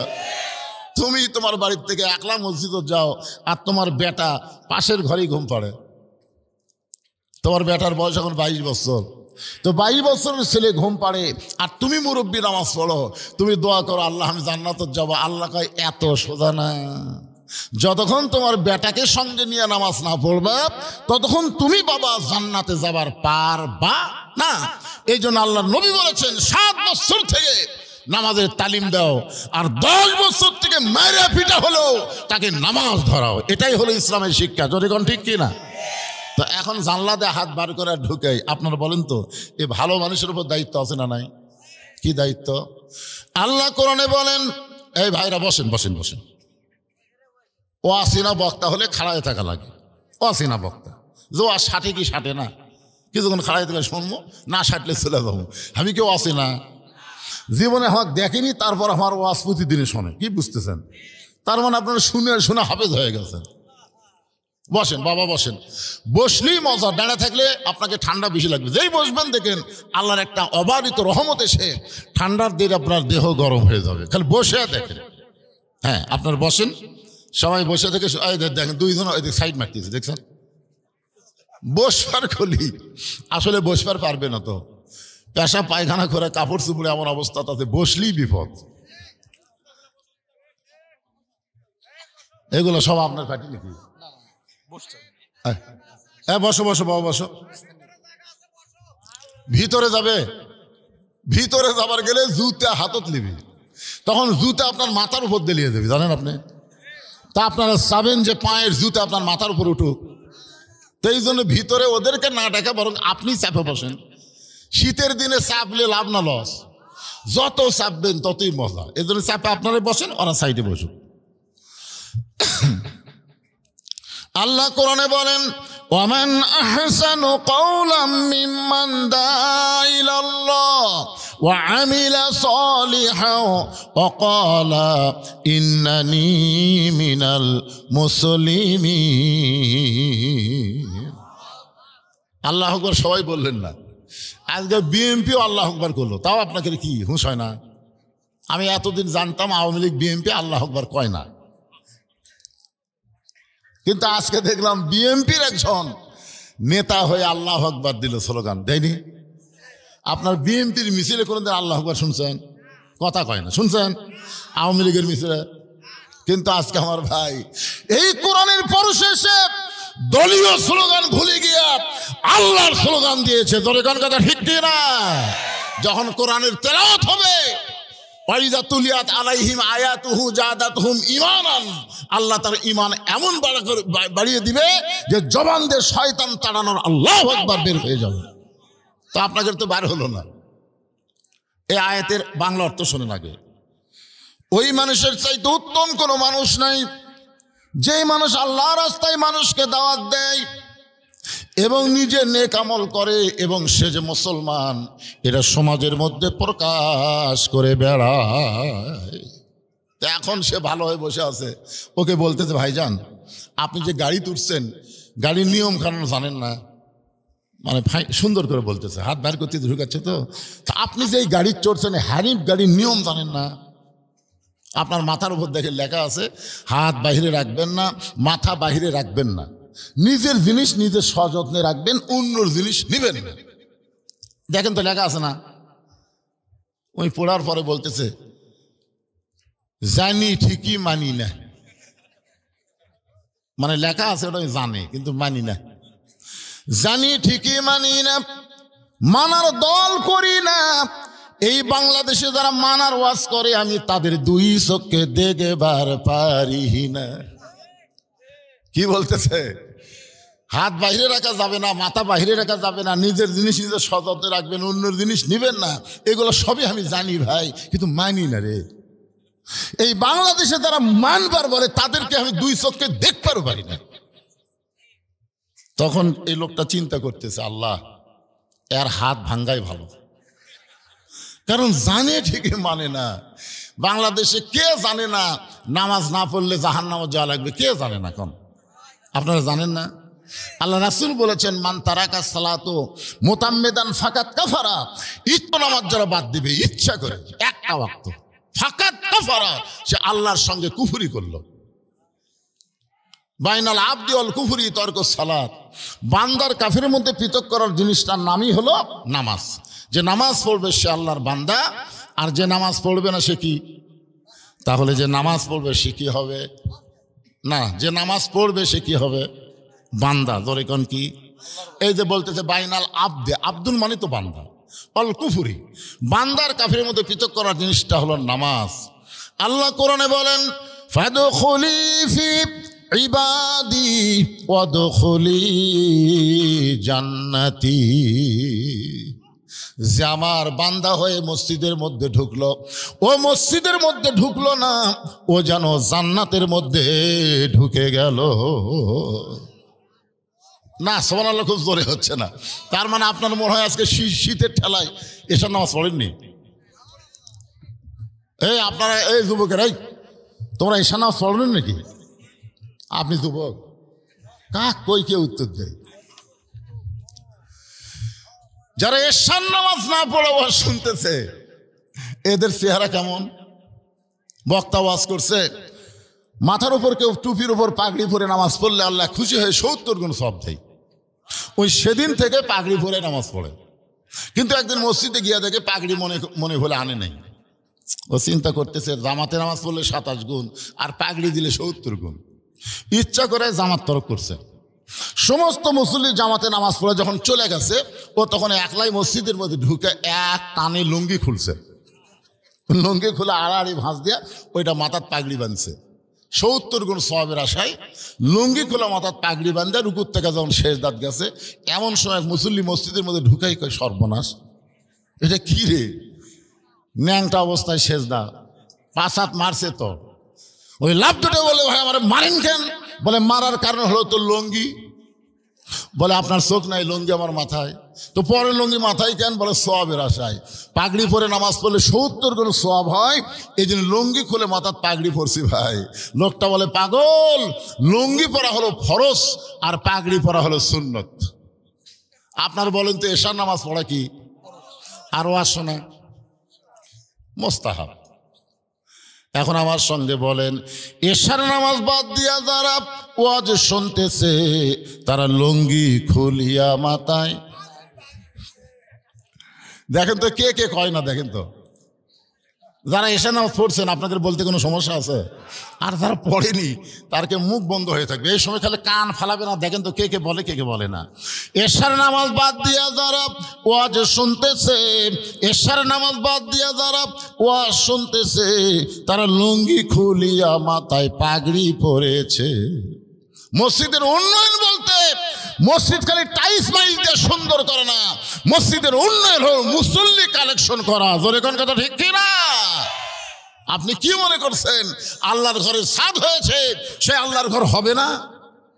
আপনারা 1 টাকাও যদি না দেন, আল্লাহর কোন এক বান্দাকে আল্লাহ এই মসজিদের জন্য কবুল করবে। জোরে কোন ঠিক কিনা? হ্যাঁ, আমাদের মাঠডালির মোড়ে ঢাকা থেকে এক ব্যবসায়ী গেছিল রংপুরে, বুঝলেন তো। ওই জায়গায় আসরের সময় হয়েছে, তো এখন বলতে যে ভাই এখানে কোনো মসজিদ আছে? তো হচ্ছে না, এখানে তো কোনো মসজিদ নেই, তবে একটা মসজিদ করতেছে আর কি চাটাই দিয়ে। তো বলে সেই মসজিদ কোথায়? কই ওই যে। তো ওই চাটাইয়ের মসজিদে ওই আসরের নামাজ পড়ার জন্য যায় অজু করবে, বুঝলেন। অজু করবার যায় থেকে ট্যাপ টুপ কিছু নেই, এক টিউবওয়েল আছে, তারপর শ্যালপা ধরা, শ্যাওলা ধরা। ও এখন ওই টিউবওয়েলে অজু করবার যায় সিট পাটা হয়ে পড়ছে, 1-2 পা পিছলাতে পড়েছে। আর সাথে যেগুলো লোক আছে যাই হোক তুলে সব ধুয়ে টুয়ে এই মসজিদ কমিটি ডাক মসজিদ কমিটি করি হলো সব কয়টা ডাকা বলতে চাই, তোর কে খোঁজে কোনো ইঞ্জিনিয়ার আছে নাকি? তো বলে কেন সরকার নিয়ে যায় ইঞ্জিনিয়ার আছে এখানে 3 তলা মসজিদ করতে কয় কোটি টাকা লাগবে? কয় কোটি টাকা লাগবে ধর। এর সাথে সাথে আর একে মোবাইল করছে, ওখানে মোবাইল করে টাকা নিয়ে আসে ইট সিমেন্ট রড যা লাগে 3 তলা মসজিদ এক ব্যক্তি 3 মাসের মধ্যে করে দিছে। ধরে এখন সুবহানাল্লাহ। এলাকার লোককে স্বপ্ন দেখলাম নাকি, কি হলো? আসার পড়ার কারণে মসজিদ হয়ে গেল। তা আপনারা মনে করতেছেন যে মসজিদ হবে না? কি মনে হচ্ছে মসজিদ হবে না? অবশ্য আল্লাহর কোন বান্দা আছে, আল্লাহ তার জন্য জান্নাতে একটা ঘর বানাবে, যে দুনিয়াতে আল্লাহর ঘর মসজিদ বানাবে। জোরে কোন কথা ঠিক কিনা? কিন্তু সমস্যা হলো নামাজ। নামাজ এই তবি বলার সবাইকে নামাজ পড়ে, এইটা হলো সমস্যা। খালি জুম্মার দিনে জুম্মা মারলে হবে না, 5 ওয়াক্ত নামাজ মসজিদে পড়া লাগবে। জোরে কোন কথা ঠিক কিনা? একটু মনোযোগ দিয়ে শুনবেন। লোকটা বলতেছে জানি ঠিকই মানি না, মানার দল করি নাই। বাংলাদেশে যারা মানবার বলে তাদেরকে 2 চোখকে দেখবার পারি না। তখন সহযাত্রী চিন্তা করে আর হাত ভাঙ্গুক, কেন জানার পরেও যখন মানে না আর হাত ভাঙ্গাই ভালো। কিন্তু লোকটা খুব চালাক, বুঝলেন, একে হাত দেয়, মাথা বার করে সেই গাড়ি থেকে ওর ভিতরে ঢুকায়। এই দৃশ্য কন্ট্রাক্টর জগৎ পড়ছে। কন্ট্রাক্টর, গাড়ির কন্ট্রাক্টর আছে না নাই? তো কন্ট্রাক্টর এসে বলতেছে, কে রে ভাই, তুমি সুন্দর হয়ে বসে আছো আর তোমার পাশের লোকটা বেসাইজ হয়ে বসে আছে, এই তুমি কি দাঁড়াত দাওনি, কিভাবে বসা লাগবে, এই বসার কথা তুমি কি একটু বলনি? বলতেছে, ভাই আমি বলেছি, কিন্তু ও বলতেছে জানি ঠিকই মানি না, মানার দল করি না। এখন কি করবে? বলার পরে যদি না মানে আমার আর দায়িত্ব আছে? তখন বলতেছে, ভাইজান যেইভাবে বলা দরকার ছিল তুমি সেইভাবে বলতে পারো নাই। কন্ট্রাক্টর বলতেছে, যেইভাবে বলার দরকার ছিল তুমি সেইভাবে বলতে পারো নাই। আবু জেহেলের কাছে আল্লাহর নবী 400 বার কলেমার দাওয়াত নিয়ে গেছে। কয়শো বার? প্রত্যেকবারই আবু জেহেল নবীর সঙ্গে খারাপ ব্যবহার করছে। নবীকে বলছে, আল্লাহ আবু জেহেলকে দাওয়াত দিলাম, দাওয়াত গ্রহণ করলো না, এক জাহান্নাম দাও, এ কথা আল্লাহ নবী কইছে। পরের দিন আবার গেছে। আল্লাহ বলতে, হাবিব আবার যাচ্ছেন? আমার কাজ হলো দাওয়াত দেওয়া, আপনার কাম হলো হেদায়েত দেওয়া। নবীর কাম কি? দাওয়াত দেওয়া। আর আল্লাহর কাম কি? তুমি যেইভাবে বলার দরকার সেইভাবে বলতে পারো নাই। প্রতিদিন বলে চলো মসজিদে যাই, ও তখন রাগ করে বলে তুই নামাজ পড়েও যা, আমি না পড়েও যাই। প্রতিদিন বলে চলো ভাই মসজিদে যাই, ও বলে তুই নামাজ পড়েও যা, আমি না পড়েও যাই। লোকটা চিন্তা করে প্রতিদিন নামাজের দাওয়াত দেয়, কিন্তু লোকটা নামাজের দাওয়াত গ্রহণ করে না। হঠাৎ একদিন 5 বিবি বাজারে দেখে ওই বেনামাজি ঘুরতেছে। আসরের নামাজ হলো 4টার সময়, ধরে এখন কয়টার সময়? 3:30টার সময়। তো বলতেছে চলেন ভাই। লোকটা বলে, পাগল, এখনো নামাজের আযান দেয় নাই, তুমি কোথায় যাবার বলো? বলতেছি, এতদিন ভুল করে নামাজের দাওয়াত দিছি, আজকের নামাজের দাওয়াত দেব না, আজকে তোমার চা খাওয়ার দাওয়াত। কি খাওয়ার দাওয়াত? বেনামাজি কয়, কে রে তুই নামাজ ছাড়া আবার অন্য দাওয়াতও জানিস? বলে, ভাই তোমাকে আর জীবনে আমি নামাজের দাওয়াত দেবো না, আজকে তোমাকে একটু নিয়ত করছি, চা খেলাম, চলো। তো চা স্টল নিয়ে যায়, বলতেছে ভাই পেঁয়াজি দাও, নিমকি দাও, জিলেপি দাও। বলে, এত কেন ভাই? বলে, নিয়ত করেছি 50টাই খেলাম রে, তুই আমার ভাই না, তো খিলালে তোমার সমস্যা নেই। খাওয়াতে খাওয়াতে যখন 40 টাকা খাওয়া হয়েছে, এমন সময় 5 বিবি কেন্দ্রীয় মসজিদে আসরের আযান দিছে। 40 টাকা যখন খাওয়ানো হয়েছে তখন নামাজের আযান দিয়েছে। এবার বলতেছে, ভাইজান মুয়াজ্জিন যখন আযান দেয় তখন মুসলমান আর বাইরে থাকতে পারে না, তোমাকে আমি 50 টাকা নিয়ত করেছিলাম, 40 খাওয়াতেই যখন আযান দিল তুমি বসে থাকো, মাত্র 10 মিনিট সময় লাগবে, তারপর আবার আইসে তোমাকে 10 টাকার চা খাওয়াবো। ভাইজান একটু বসে থাকো ভাই, আমি এখানে নামাজ পড়ে আসতেছি। বেনামাজি বলতেছে, তুই একলা যাবি, আমাকে বলবি না? এর আগে বহুদিন কইছি ভাই, আগে কইছিস খালি খালি, আজকে আমার পিছনে টাকা খরচ করছিস খালি, কয়া দেখ। তুই কি মনে করিস আমার বিবেকে কুত্তা পেশাব করছে? কয়া দেখ, আল্লাহর জন্য না হোক রে, তোর জন্য এক ওয়াক্ত নামাজ পড়া যাবে না? যে আমার পিছনে 40 টাকা খরচ করে আরো 10 টাকা খরচ করবি, তার জন্য কি একটা ওয়াক্ত নামাজ পড়া পারবো না?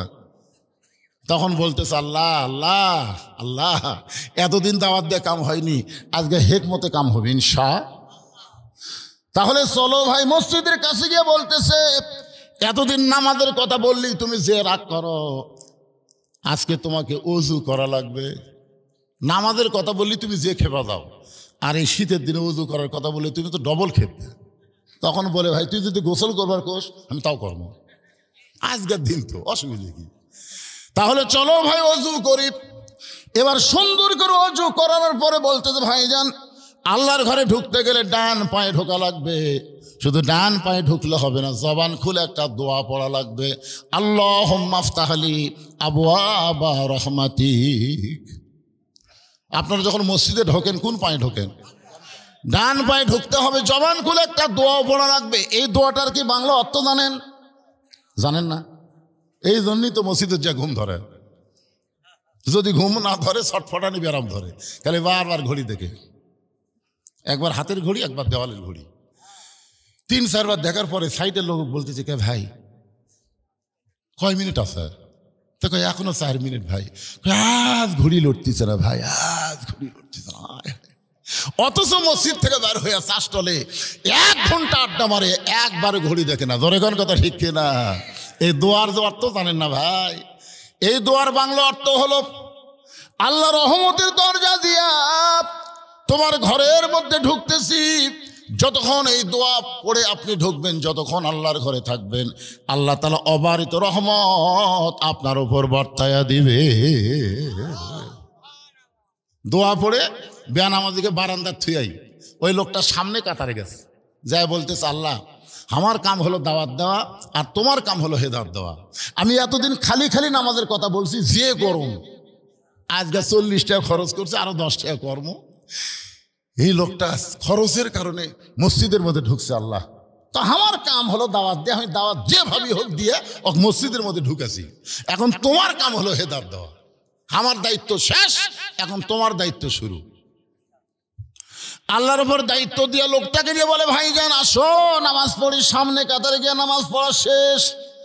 যেই মাত্র ইমাম সাহেব সালাম ফিরাইছে, লোকটা তাকায় দেখে, নামাজি তাকায় দেখে বেনামাজি কাঁদতেছে। বলে ভাই কান্দো কেন? বলে নামাজের মধ্যে এত শান্তি, আগে যদি জানতাম আমি নামাজ ছাড়া কোনোদিন বাহিরে থাকতাম না। হেদায়েত দেওয়ার মালিককে। চলো ভাই মসজিদ থেকে বাইরে যাই, আরো 10 টাকার চা খাওয়াবো, আর 10 টাকা তোমাকে খাওয়াবো, চলো যাই। বলে ভাইজান আজকে আল্লাহর ঘরের মধ্যে যে শান্তি পাইছি, এই শান্তি দুনিয়ার কোনো জায়গায় নাই। আপনার বলেন তো নামাজের মধ্যে শান্তি আছে না নাই? আছে। একদিন হযরত আলী বলতেছি ইয়া রাসূলুল্লাহ, আপনি 10 জন সাহাবীকে জান্নাতের সার্টিফিকেট দিলেন, তার মধ্যে আমি আছি। আল্লাহ রাসূল বলে আলী তুমি কি শোনো নাই? এই সার্টিফিকেট আমি দেইনি, এই সার্টিফিকেট দিয়েছে আল্লাহ। জোরে কান কে দিয়েছে? 1 নম্বর হলো আবু বকর, 2 নম্বর ওমর, 3 নম্বর ওসমান, 4 নম্বর আলী, 5 নম্বর আব্দুর রহমান ইবনে আউফ, 6 নম্বর জুবাই, 7 নম্বর তালহা, 8 নম্বর সাদ ইবনে আবি ওয়াক্কাস, 9 নম্বর আবু সাইদ, আর 10 নম্বর হলো ওবাদা ইবনুল জাররা। আলী বলতেছে নবী গো তাহলে 4 নম্বরে আমি আছি। রাসূল বলেন আলী রে, আল্লাহ তোমাকে দুনিয়াতে জান্নাতের সার্টিফিকেট দিয়েছে। আলী বলতেছে হুজুর এটা যদি ঠিক হয়, আল্লাহ আমাকে দুনিয়াতে সার্টিফিকেট দিয়েছে জান্নাত, এখন থেকে যদি আমি আল্লাহর ইবাদত না করি তাহলে কি সার্টিফিকেট থাকবে না বাতিল হবে? রাসূল বলতেছে আলী তুমি যদি আল্লাহর কোনো ইবাদত না করো, তারপরেও আল্লাহ তোমাকে জান্নাত দিবে। সুবহানাল্লাহ কোন না কেন? এ কথার মধ্যে হিকমত আছে ভাইজান, একটু মনোযোগ দিয়ে শুনবেন। ইমানের টিকিট নিয়ে মুসলমান যাত্রী হয়ে ইসলাম গাড়িতে কেউ যদি চড়তে পারে, ইসলাম গাড়ি চলতে চলতে তাকে জান্নাত নামক বাড়িতে পৌঁছায় দেবে।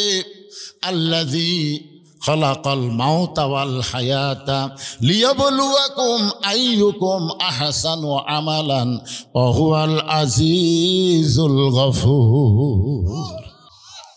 আলী বলতেছে হুজুর একদিনে কি সব বাদ দেওয়া যায়?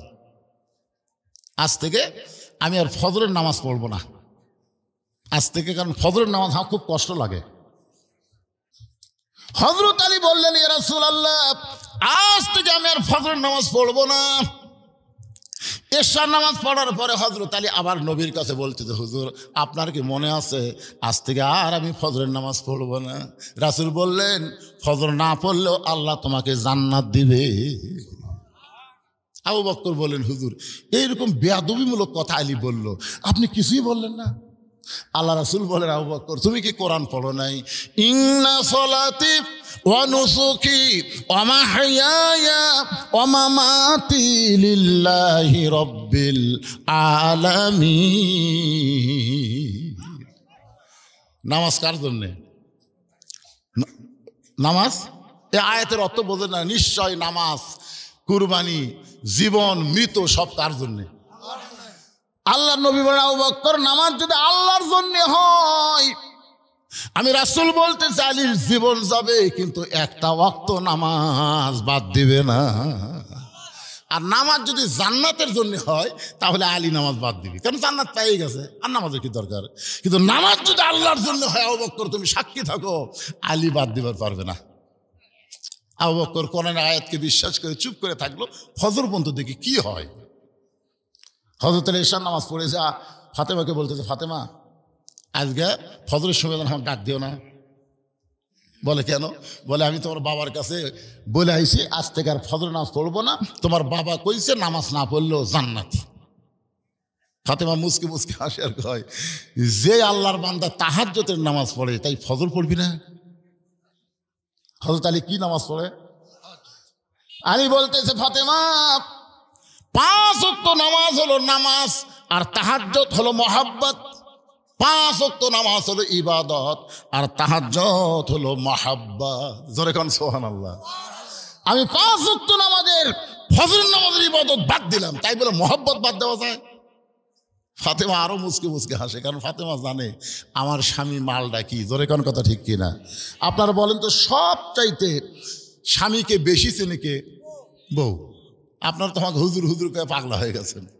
আমি বউকে 500 টাকা দিয়ে বলছি হাতের মধ্যে, যে একবার হুজুর কও, 2 বার করলে 1000 টাকা, 3 বার করে 1500, 4 বার বলে 2000, প্রত্যেকবার হুজুর কবা আর 500 টাকা পাবা। আমার বউ বলে, আপনার টাকাও দরকার নেই, আপনার হুজুর কও দরকার নেই। আমি বললাম, কেন বলবো না? বলে, জনগণ আপনাকে চিনে না তাই হুজুর কয়, কিন্তু আমি তো জানি আপনি মালদা কি। হুজুর এত সহজ নয়। আমি এখন আমার বইয়ের কাছে হুজুর হওয়ার পারিনি। অথচ আল্লাহর নবী যখন কলেমার দাওয়াত দিলেন, সর্বপ্রথম যিনি ঈমান গ্রহণ করলেন তার নাম হলো খাদিজাতুল কুবরা। এই জন্য কোনো হুজুর দেখে ইসলাম মানবেন না, কোনো পীর সাহেব দেখে ইসলাম বুঝবেন না। ইসলাম বুঝতে গেলে আল্লাহর নবী দেখে ইসলাম বোঝা লাগবে। জোরে কোন কথা ঠিক কি না?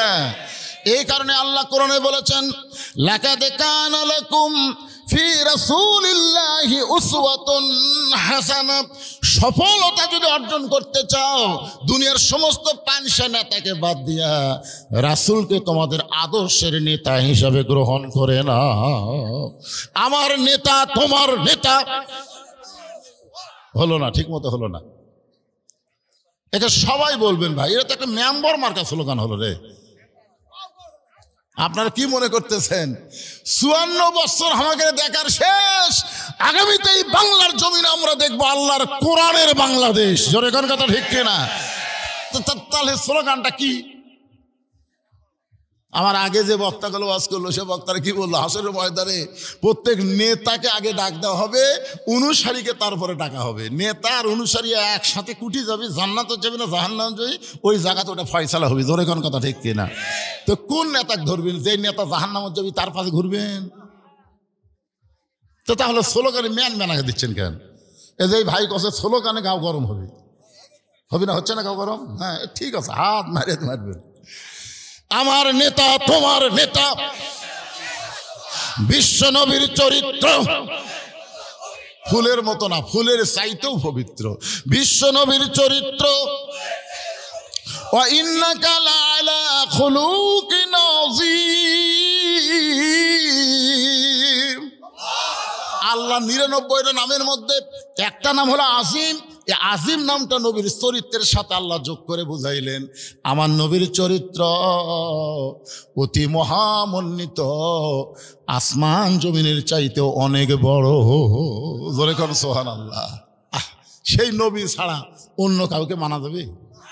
আমি 3টা কথা এর আগেও আপনাদের বলেছি, যে ভালো ডাক্তারের বইয়ের কোনোদিন সিজার লাগে না। ভালো ডাক্তার, বড় ডাক্তার, তার বইয়ের কোনোদিন সিজার লাগে না, বাচ্চা নর্মালে হয়। আর মৌলানাদের বাড়িতে কোনোদিন মিলাদ লাগে না। জোরে কোন কথা ঠিক কিনা? আর পীরের বউ কোনোদিন মুরিদ হয় না। এই 3টা জিনিস খেয়াল করবেন, কারণ অধিকাংশ পীরের বউ জানে আমার পীর মাঝে মধ্যে মুরিদের বইয়ের দিকে চোখ মারে, এই লুচ্চার হাতে মুরিদ হবো না। আর আপনারা সেই পীরের পথে দৌড়াচ্ছেন। আপনি জানেন ওর বউ কি কয়? আর সর্বপ্রথম খাদিজা নিজের স্বামীর হাতে ঈমান গ্রহণ করে প্রমাণ দিল, আমার নবী ভিতরেও যা বাহিরেও তাই। এই জন্য আল্লাহ বলেছেন আতিউল্লাহ ও আতিউর রাসূল। এরপরে কিন্তু আল্লাহ বলেছেন ওয়া উলিল আমরি মিনকুম। আল্লাহ কিন্তু এখানে বলতে পারতেন আতিউল্লাহ ও আতিউর রাসূল ও আতিউ উলিল আমরি মিনকুম, কিন্তু আল্লাহ নবী পর্যন্ত আতিউ শব্দ উল্লেখ করলেন, উলিল আমরকে মানতে গিয়া ও আতিউ বাদ দিলেন। কারণ উলিল আমরকে, নেতাকে আমরা ততক্ষণ মানবো, নেতা যতক্ষণ আল্লাহ রাসূলকে মানবে। জোরে কোন কথা ঠিক কিনা? আসরের 4 রাকাত ফরজ নামাজের 3 রাকাতে যদি কোনো ইমাম নেতা বসে, আপনি কি বসবেন? কেন বসবেন না? কারণ ইমাম টাইটেল পাস দেওয়ার পর একদিন 4 রাকাত পড়াছে, আজকে 3 রাকাত বসিছে, অসুবিধা কি? যেই মাত্র ইমাম বসে গেছে, এক ভ্যানালা, কেউ লোক মাথায় নিয়ে এক ভ্যানালা আবার জানে আসরের নামাজে 2 বৈঠক, 2 রাকাতে আর 4 রাকাতে, কিন্তু ইমাম 3 রাকাতে বসিছে। এই ভ্যানালা অটো ভ্যান চলায়, আল্লাহু আকবার, ইমাম মনে মনে কয় রে 41 সালের আগে আমি উঠবো না রে, তুই যতই লোক মাদে আমি উঠবো না। এই মনে করে যদি ইমাম বসাই থাকে স্বৈরাচারী হয়ে, আপনার বলেন তো মসজিদের মুসল্লি ইমামের পক্ষে হবে না ভ্যানালার পক্ষে যাবে? কারণ কি? মসজিদ চলে কার হুকুমে? আল্লাহর হুকুমে।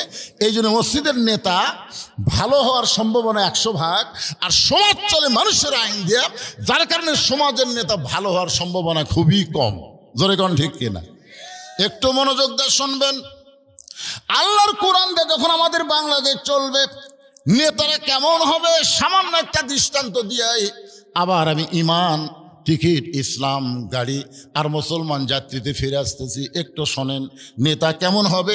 এ কোরআন দিয়ে যখন বাংলাদেশ চলবে, আমি কি বলবো একটা নেতার কথা?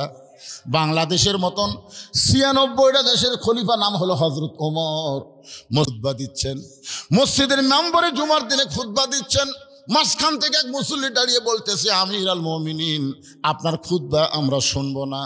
আমি শুনবো না এ কথা বলে নাই, বলেছে আমরা শুনবো না। একজন ব্যক্তি সাহস করে বলতেছে আপনার খুতবা আমরা শুনবো না। সঙ্গে সঙ্গে ওমর ফারুক খুতবা বন্ধ করে বললেন, ভাইজান আমার অপরাধ কি? কোন অপরাধে তুমি আমার খুতবা শুনবা না?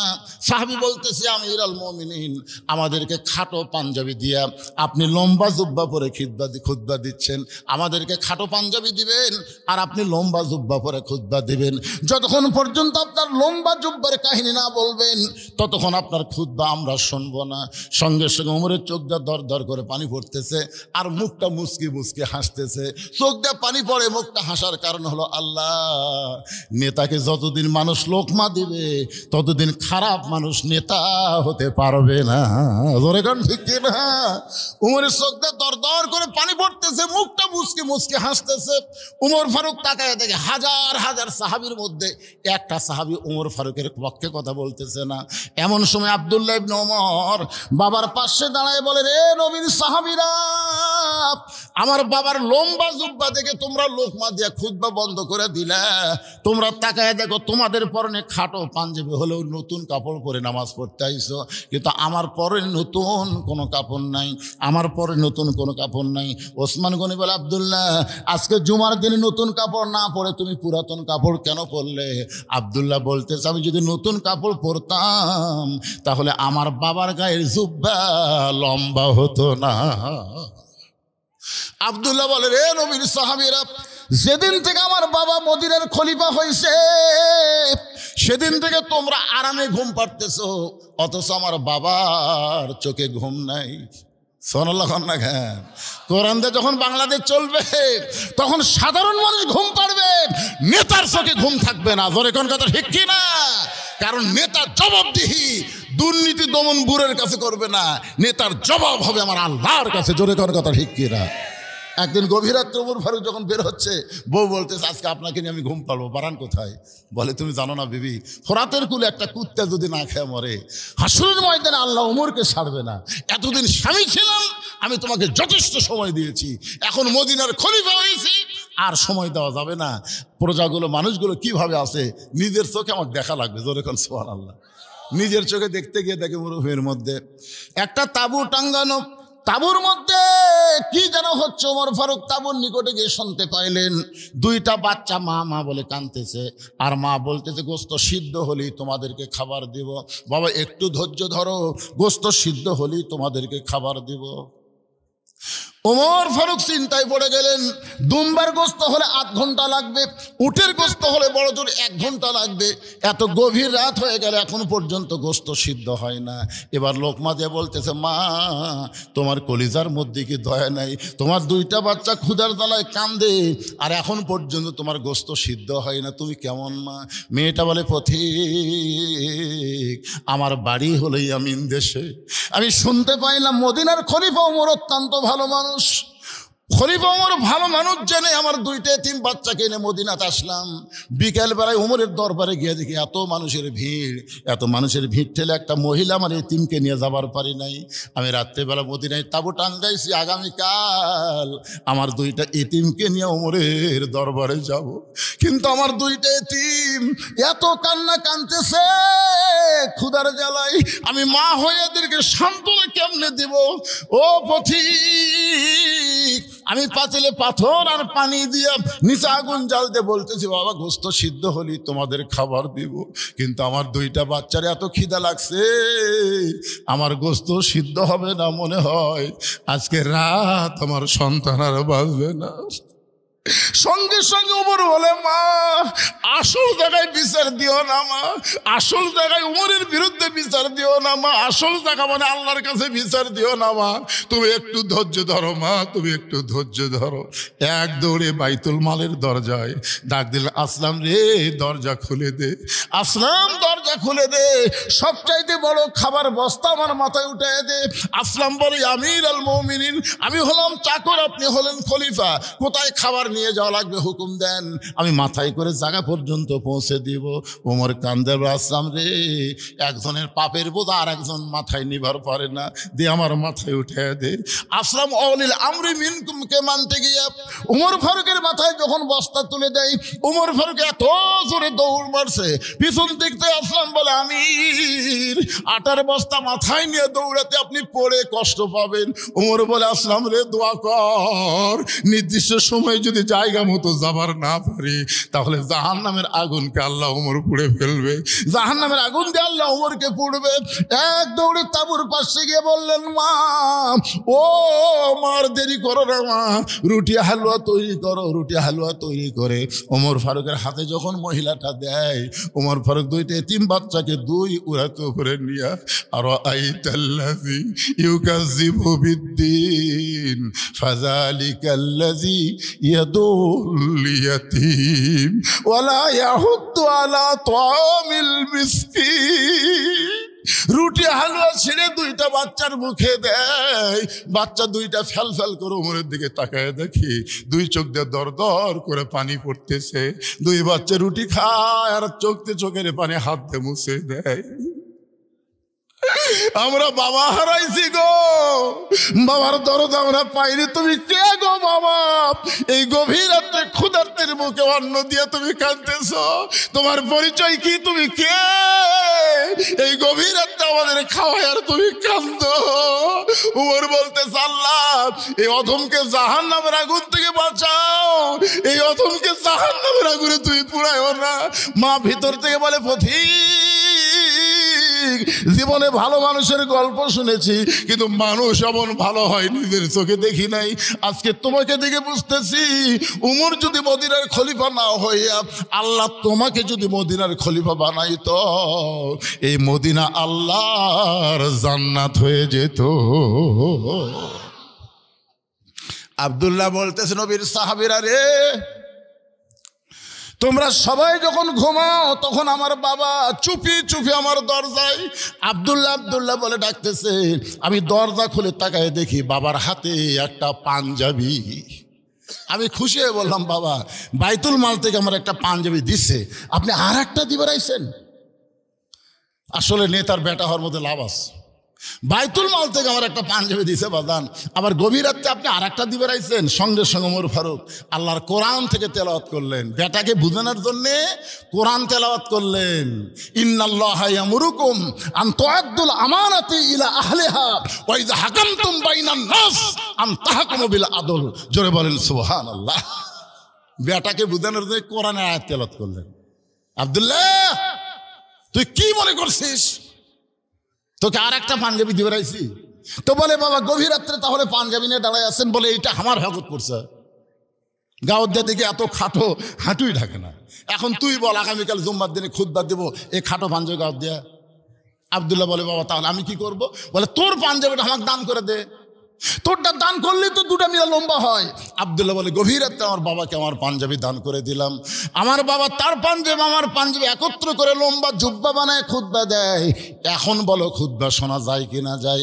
সমস্ত সাহাবীরা চিল্লায় বলে, আল্লাহর কোরআন দিয়ে যখন রাষ্ট্র চলবে এমন ভালো মানুষকে নেতা হিসাবে দেখা যাবে।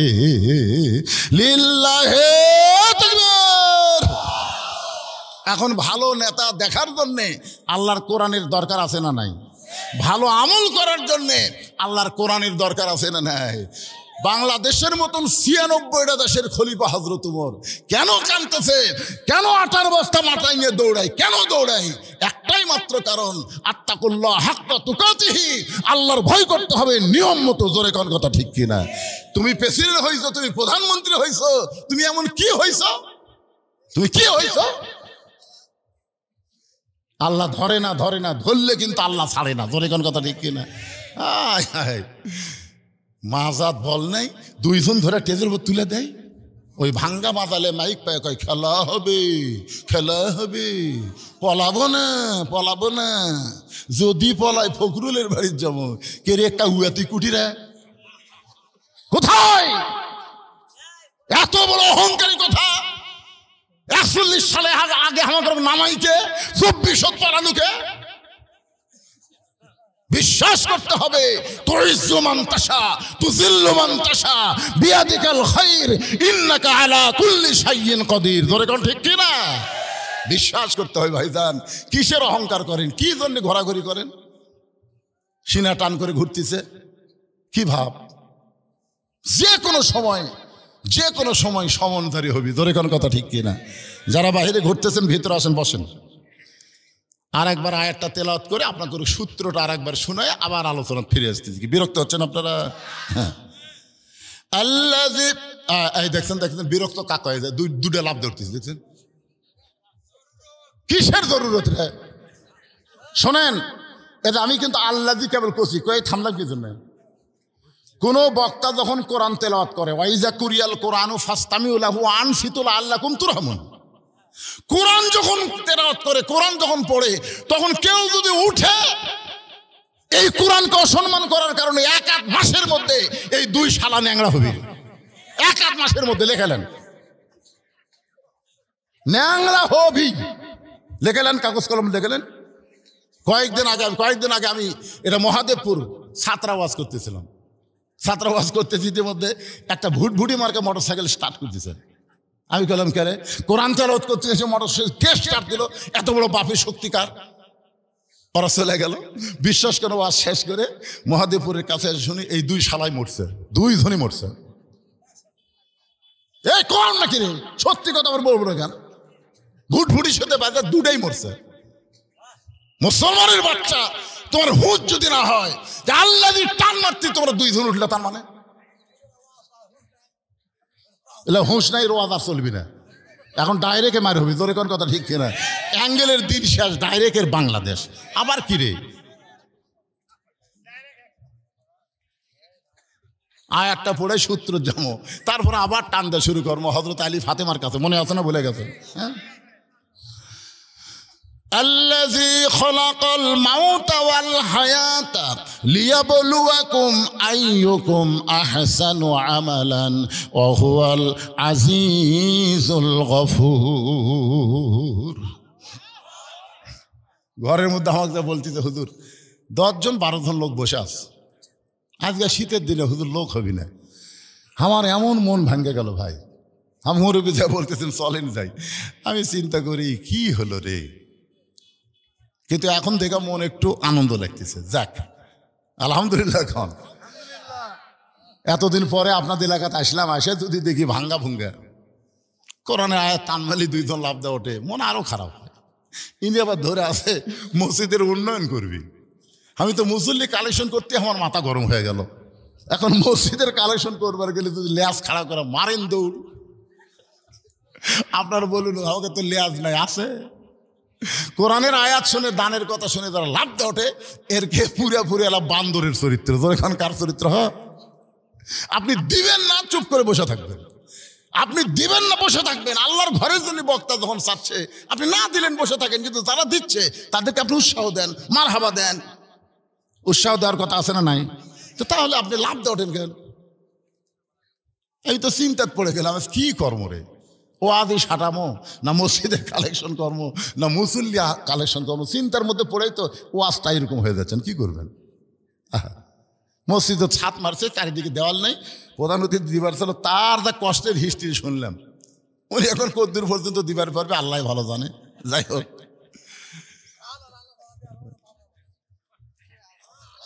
কি ভাই মাঝে মধ্যে লাভ দেওয়া ওঠে কি হলো? রাত খুব বেশি হয়নি, আমাকে নিয়ে আইছিল 9:30টার সময়। আমি মনে করছিলাম 11:30 মতো ওয়াজ হবি, তো ওয়াজ মোটামুটি শুরু না করতে 11টা বেজে গেল। আমি এখানে ওয়াজ শুরু করে 1 ঘন্টা 5 মিনিট হয়েছে। আমি আরো 1 ঘন্টা ওয়াজ করলে আপনাদের সমস্যা আছে? কার কার সমস্যা নেই আল্লাহ হাত দেখেন তো দেখি। কে কে হাত তুললো না দেখেন তো, কে কে হাত তুললো না। এই সমস্যা আমি বের করে নেবো। লিল্লাহু আকবার, হাত নামান। না না, সারা রাত হবি কে?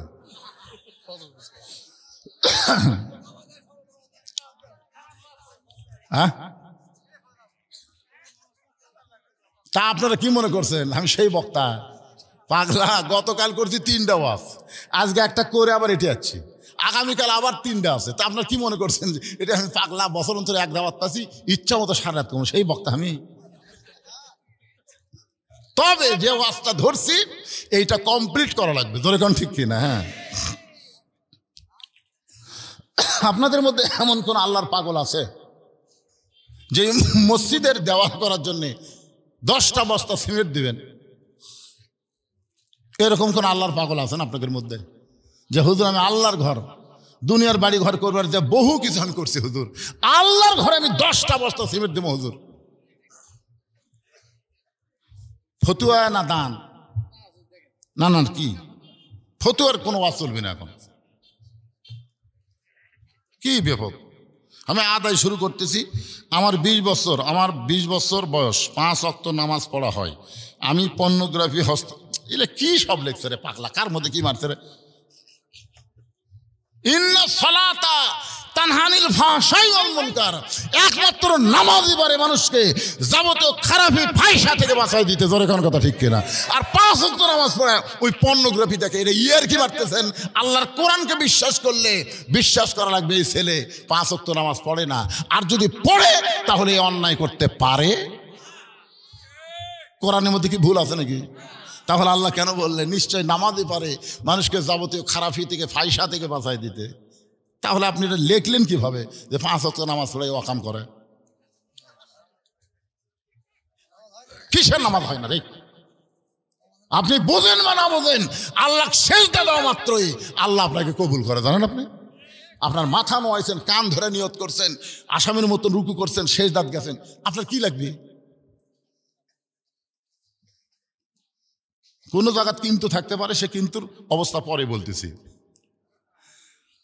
ফাতেমা মুচকে মুচকে হাসের বলে, স্বামী গো আপনি আল্লাহর তাহাজ্জুদের নামাজ পড়েন। আলী বলতে যে 5 ওয়াক্ত হলো ইবাদত আর তাহাজ্জুদ হলো মহব্বত। আমি মহব্বত আদায় করব কিন্তু ইবাদত ফজর পড়বো না। খবরদার দান ডাক দিও না। ফাতেমা বলতেছে ঠিক আছে, আজকে আপনাকে আর বালিশ দিচ্ছি না। বলে কেন? বলে বালিশের ঘুম তো কমজোরি হবি, আজকে আমার উরাত বালিশ বানায়া আপনার মাথার চুলের মধ্যে হাত দিয়ে আপনাকে আজকে ঘুম পাড়াবো, ফজর যেন মিস হয়। ফাতেমা বলতেছে আজকে আর বালুস দিচ্ছি না, আজকে আমার উড়াতে হবে বালুস, আর আমার হাত যাবে আপনার চুলের মধ্যে, বিলকি কাটবি, আপনার যেন ঘুম না ভাঙে। যদি চোখ কোনো মতো মেলা পড়ছে আবার চোখে হাত দেয়া, ছোট বাচ্চার মতন ঘুম পাড়াবে ফাতেমা। স্বামীর মাথাটা উড়াতে নিয়ে ফাতেমা এমন ভাবে ঘুম পাড়াচ্ছেন যে নামাজের কোনো আজান নাই। আগে আজান ছিল না, পরে আজান শুরু হয়েছে। আগে তাহাজ্জুদের নামাজের আজান ছিল না, পরে শুরু হয়েছে। অমিনাল লাইলি ফাতাহাজ্জাত বিহি নাফিলাতাল লাক। হযরত আলী চটপট করে ফাতেমার উরা থেকে মাথা তুলে তাহাজ্জুদের জন্য ওযু করলেন। তাহাজ্জুদের 8 রাকাত নামাজ পড়ার পরে হযরত আলী ওই জায়নামাজ যখন জিকির করতেছে, এমন সময় হযরত বেলাল ফজরের আজান দিয়েছে। আপনারা বলেন তো বেলাল কেমন মুয়াজ্জিন? দুনিয়ার সমস্ত মুয়াজ্জিন আজান মুসল্লির কানে ঠিক মতো যায় না, আর হযরত বেলাল যখন আজান দেয় ওই আজানটা আল্লাহর আরশ পর্যন্ত পৌঁছে যায়। রাসূল বলতেছে বেলাল তুমি আজান দিলে আমরা ঘুম থেকে চেতন পাই, কিন্তু তোমার ঘুম থেকে চেতন কে করে? বেলাল বলতেছি ইয়া রাসূলুল্লাহ, এই কথা তো খুব গোপন কথা, আপনি যখন শুনবার চাচ্ছেন তাহলে শোনেন। আমি আল্লাহকে আজান শুনে, আল্লাহ আমাকে আজান শুনে। এটা নবী দেখবার পারছে লাইলাতুল মিরাজে, বুঝলেন? নবী যখন জান্নাতের মধ্যে যাচ্ছে, নবীর ডান ধারে খড়মের পাঁচ দেওয়া শব্দ, একজন কে যেন খড়ম পাওয়া হেঁটে যাচ্ছে, বাম ধারে খড়ম পাওয়া হাঁটে। নবী কয় জিবরাইল আমি জান্নাতে কেবল প্রথম ঢুকলাম, তো আমার 2 সাইডে খড়মের শব্দ শোনা যায়, এটা কে যায়? জিবরাইল বলতেছে হুজুর শুনবার যখন চাচ্ছেন বাধ্য হয়ে বলা লাগবে এটা আপনার সাহাবী বেলাল। নবী কয় জিবরাইল আমি তো বেলাল দেখে আসলাম মক্কা। সেই বেলাল আল্লাহর জান্নাতে কেমনে? বলে গোপনে গোপনে এমন কি তারা আমল করে আল্লাহর সাথে বেলাল একটা সম্পর্ক হয়ে গেছে, তাই কবে বেলাল জান্নাতে আসবে এখন তো একটা ফেরেশতাকে বেলালের চেহারায় আল্লাহ জান্নাতে রেখে দিয়েছে। ধরে কোন সুবহানাল্লাহ। হযরত বেলাল যেই মাত্র আযান দিয়েছে হযরত আলী মসজিদের দিকে রওনা দেয়। ফাতেমা ডাকতে বলে স্বামী গো আমার বাবার কাছে ওয়াদা করেছেন আপনি ফজরের নামাজ পড়বেন না, তাহলে আবার আযান শোনার পরে কেন বাড়ির থেকে বের হন? আলী বলতে যে ফাতেমা সারা জীবন ভিতরে ঢুকে নামাজ পড়েছি, আজকে বাহির থেকে নামাজের দৃশ্যটা দেখতে চাই। সারা জীবন ভিতরে ঢুকে, ভিতরে মানে না না, সারা জীবন ভিতরে ঢুকে নামাজ পড়ছে, কি বুঝলেন? রাসূল বলেছেন আনতাবুদুল্লাহ কান্নাকা তারাহু ফাইল্লাম তাকুন তারাহু ফাইন্নাহু ইয়ারাকা। যখন কোন আল্লাহর বান্দা নামাজের মধ্যে শামিল হয় ওই বান্দা সেজদাত গেলে সেজদার মালিককে দেখতে পায়।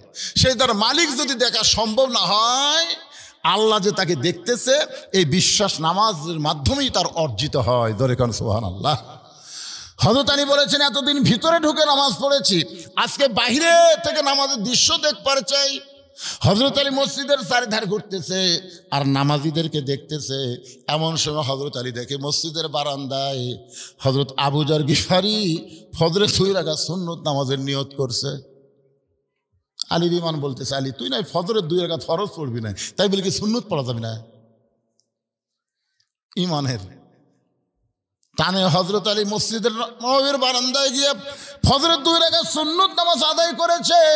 আবু যর গিফারি বলতেছে আলী ভাই এশার সময় কইলেন আপনি ফজরের নামাজ পড়বেন না, তাহলে এখন কি বললেন? আলী বলতেছে আবু যর আমি বলেছি ফজরের নামাজ পড়বো না, তাই বলে কি ফজরের সুন্নত পড়া যাবে না? সঙ্গে সঙ্গে আবু যর মুখে আঙ্গুল দিলেন, কারণ আল্লাহ রাসূল বলেছেন সাহাবীরা রে আমার পরে কাউকে যদি তোমরা ওস্তাদের মতন সম্মান করতে চাও তাহলে আমার আলীকে সম্মান দিও। আনা মাদিনাতুল ইলমে ওয়া আলিও বাবুহা, আমি হলাম এলেমের শহর, আলী হচ্ছে তার দরওয়াজা। হযরত আলী কোনো কথা বললে ওই কথার উপরে কেউ কোনোদিন কথা বলেনি, এমনকি হযরত আবু বকর পর্যন্ত বলেনি। আল্লাহর নবীর পরে সাহাবীরা হযরত আলীকে ওস্তাদের মতন সম্মান করতেন। তার একটা নমুনা হলো হযরত উমর যখন জেরুজালেমে গেলেন, রাখাল ছিল উটের পিঠে চড়া আর উমর ফারুক ছিল রশি ধরা। জেরুজালেমের খ্রিস্টানেরা রাখালকে উমর মনে করে সম্মান করতেছেন। রাখাল কান্দে বলে জেরুজালেমের খ্রিস্টান তোমরা জানো না আমি কিন্তু উমর না, রশি ধরে যিনি দাঁড়ায় আছে তার নাম হলো হযরত উমর। সমস্ত খ্রিস্টান চিল্লায় বলে কেমনে হয় কেমনে হয়? বলে আল্লাহর কোরআন দিয়ে যখন রাষ্ট্র চলবে ভাগ্যনে রাখাল উটের পিঠে থাকবে আর নেতা রশি ধরে জমিনে দাঁড়াবে। খ্রিস্টানরা বলতেছে এটাই যদি কোরআন হয় এটাই যদি ইসলাম হয় তাহলে আর আমরা খ্রিস্টান থাকবো না, আমরা সব মুসলমান হবার চাই। ধরে করেন সুবহানাল্লাহ। সব খ্রিস্টান মুসলমান হয়ে গেল, কিন্তু একটা বেঁকা উনি আর মুসলমান না হয়ে পাদ্রীর কাছে গেছে। বলে হুজুর মদিনার থেকে উমর এসে সব মুসলমান বানাচ্ছে, আপনি ঘরের মধ্যে জিকির করে কি করবেন? পাদ্রী দৌড়ে এসে উমরকে বলতেছে ওমর এরা সবাই মুসলমান হচ্ছে কমজোরি এবং এদের এলেম কম, কিন্তু আমি মুসলমান হব আমার 4টা প্রশ্নের উত্তর দেওয়া লাগবে। ওমর ফারুক বলতেছে পাদ্রী ভাই কি প্রশ্ন? বলে 1 নম্বর প্রশ্ন হলো 2 ভাই একই সঙ্গে জন্মগ্রহণ করছে, বহু বছর পরে 2 ভাই একসঙ্গে মারা গেছে, কিন্তু এক ভাই এক ভাইয়ের চাইতে 100 বছরের বড়। খুব খেয়াল করবেন, জন্মেছে একই সময় আবার মারাও গেছে একই দিনে, কিন্তু এক ভাই এক ভাইয়ের চাইতে 100 বছরের বড়। এই 2 ভাইয়ের নাম বলা লাগবে। 2 যাবেন একটু ট্রাই করে দেখবেন তো ঘুম হয় কিনা। শত চেষ্টা করলেও ঘুমাতে পারবেন না, কারণ আপনি নামাজ ছাড়তে চাইলে কি হবে? নামাজ আপনাকে ছাড়বে না। বলেন সুবহানাল্লাহ। মসজিদকে কেন্দ্র করে আলোচনা, এই জন্য নামাজকে গুরুত্ব দিয়ে বেশি কথা বলেছি। আজকের সম্মানিত সভাপতি সাহেব অত্যন্ত গুরুত্বপূর্ণ কথা শুনলাম। আল্লাহ আমাদের সকলকে ইমানে আমলে কবুল করুক, সকলে বলে আমিন। আল্লাহুম্মা আমিন।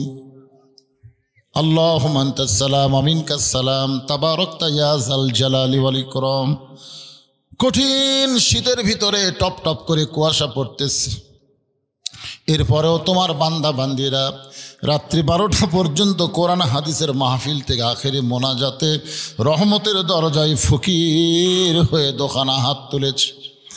মেহেরবানি করে আজকের মাহফিল আমাদের সকলের হেদায়েতের জন্যে, নাজাতের জন্যে, জান্নাতের জন্যে কবুল করো। এই মাহফিলের শুরু থেকে শেষ পর্যন্ত যত আলোচনা হয়েছে এর মধ্যে যদি ত্রুটি হয়, ভুল হয়, মাফ করে দিও। এর যা হাদিয়া মঞ্জুর করো সোনার মদিনায় নবী পাকের রওজা মুবারকে আল্লাহ কবুল করে নাও। তামাম আম্বিয়ায়ে কেরাম, আসহাবে কেরাম, তাবিনী কেরাম, তাবিনী কেরাম, তামাম পৃথিবীর মাটির নিচে যত মুমিন মুমিনা শুয়ে আছে আল্লাহ সকলের আরওয়াহ পরে হাদিয়া কবুল করো। আল্লাহ আমরা যারা হাত তুলেছি আমাদের জনম দুঃখী মা যাদের কবরে চলে গেছে আল্লাহ মেহেরবানি করে মায়ের কবরকে জান্নাতের টুকরা বানিয়ে দাও। আমাদের বাবা বাড়িঘর সয় সম্পত্তি সব থুইয়া অন্ধকার কবরে এতিম হয়ে আছে আল্লাহ মেহেরবানি করে বাবার কবরকে জান্নাতের টুকরা বানিয়ে দাও। আমাদের দাদা দাদি নানা নানি আত্মীয় স্বজন শ্বশুর শাশুড়ি যাদের কবরে গেছে আল্লাহ কবরবাসীদের মাফ করে দাও। আল্লাহ তাআলা খাসবারটা তফি পাড়ার উপরে রহমত বরকতের দরজা খুলে দাও। আল্লাহ তোমার ঘর মসজিদকে লক্ষ্য করে আজকের মাহফিল, এই মসজিদকে আল্লাহ তুমি কিয়ামত পর্যন্ত কবুল করে নাও। এই মসজিদের জায়গা দিয়া মসজিদকে গঠন করে মসজিদকে তৈরি করতে গিয়ে যারা দুনিয়া থেকে চলে গেল আল্লাহ তোমার মসজিদের ওসিলায় তাদের সকলকে জান্নাতি কবুল করে নাও। বর্তমানে মসজিদ কমিটির সভাপতি, মসজিদ কমিটির সহসভাপতি, সেক্রেটারি, ক্যাশিয়ার সদস্য যারা তোমার ঘরকে সুন্দর করার জন্য নানা রকম কষ্ট করতেছে আল্লাহ তোমার ঘরের ওসিলায় তাদের সকলকেই জান্নাতি কবুল করে নাও। আজকে নগদে বাকিতে যারা দান করেছে আল্লাহ সব দানগুলোকে আল্লাহ তুমি কবুল করো। আজকের মাহফিলের সম্মানিত সভাপতিকে আল্লাহ তুমি কবুল করো, সহসভাপতিকে আল্লাহ তুমি কবুল করো। আজকের মাহফিলের প্রধান অতিথি আমার ভাইজানকে আল্লাহ কবুল করো। তার বাবা দুনিয়া থেকে চলে গিয়েছে, তার বাবার কবরকে জান্নাতের টুকরা কবুল করো। আল্লাহ আমার ভাইজান আগামীতে মানুষের খেদমত করার নিয়ত করেছে আল্লাহ তাকে দিনের খাদেম মানুষের খেদমত করার সুযোগ করে দিও। আল্লাহ আশেপাশে সংগ্রামী তোমার বান্দারা যারা আজকে সংগ্রাম করলো শীতের সাথে টপ টপ কুয়াশার সাথে সংগ্রাম করে আখের মোনাজাতে আমিন আমিন যারা করতেছে আল্লাহ তাদের সকলকেই জান্নাতি কবুল করো। আমার মা বোনেরা পর্দার অন্তরালে বসে বসে আর শুনেছে আবিদা সালিহা পর্দা নিজে কবুল করে মা ফাতেমার চরিত্র দান করে দাও। আমি অসুস্থ, আমার মতো অসুস্থ যারা হাত তুলেছে আল্লাহ সুস্থ তার নিয়ামত দান করে দাও। আল্লাহ ফিলিস্তিনের মুসলমানকে হেফাজত করে বাইতুল মুকাদ্দাস ফিলিস্তিনকে দিয়ে দাও। পৃথিবীর মানচিত্র থেকে ইসরায়েলকে আল্লাহ তুমি ধ্বংস করে দাও। আল্লাহ তোমার ঘর ধ্বংস করতে আব্রাহা যদি ধ্বংস হয়ে যায় তাহলে তোমার বাইতুল মুকাদ্দাস যারা ধ্বংস করতে চায় আল্লাহ তাদেরকেও তুমি ধ্বংস করে দাও। আল্লাহ আমার বাংলাদেশের প্রতি তুমি খাস রহমত করো। আল্লাহ আল্লাহ এই যে 24-এর আন্দোলনে অনেক ছাত্র জনতা দুনিয়া থেকে বিদায় হয়ে গেছে তাদেরকে শহীদের মর্যাদা দিয়ে দাও। যারা পঙ্গু অবস্থায় হাসপাতালে আছে আল্লাহ আল্লাহ তুমি তাদের প্রতি খাস রহমত করো। আল্লাহ তাদেরকে সুস্থ করে দাও। আল্লাহ আমরা যারা কোরআনের ওয়াজ শুনলাম, কোরআন শুনতে ভালো লাগে বাস্তব জীবনে আল্লাহর কোরআন যেন বাংলার জমিনে দেখতে পাই তৌফিক দিয়ে দাও। আল্লাহ সুবহান রাব্বিকা রব্বিল ইজ্জাতি আম্মা ইয়াসিফুন ওয়া সালাম আলাল মুরসালিন আলহামদুলিল্লাহি রব্বিল আলামিন ওয়াজাল আখিরাতি কালিমাতুনা ইনদাল মাউতি। সকলে পড়েন লা ইলাহা ইল্লাল্লাহু মুহাম্মাদুর রাসূলুল্লাহ সাল্লাল্লাহু আলাইহি সাল্লাম। আসসালামু আলাইকুম।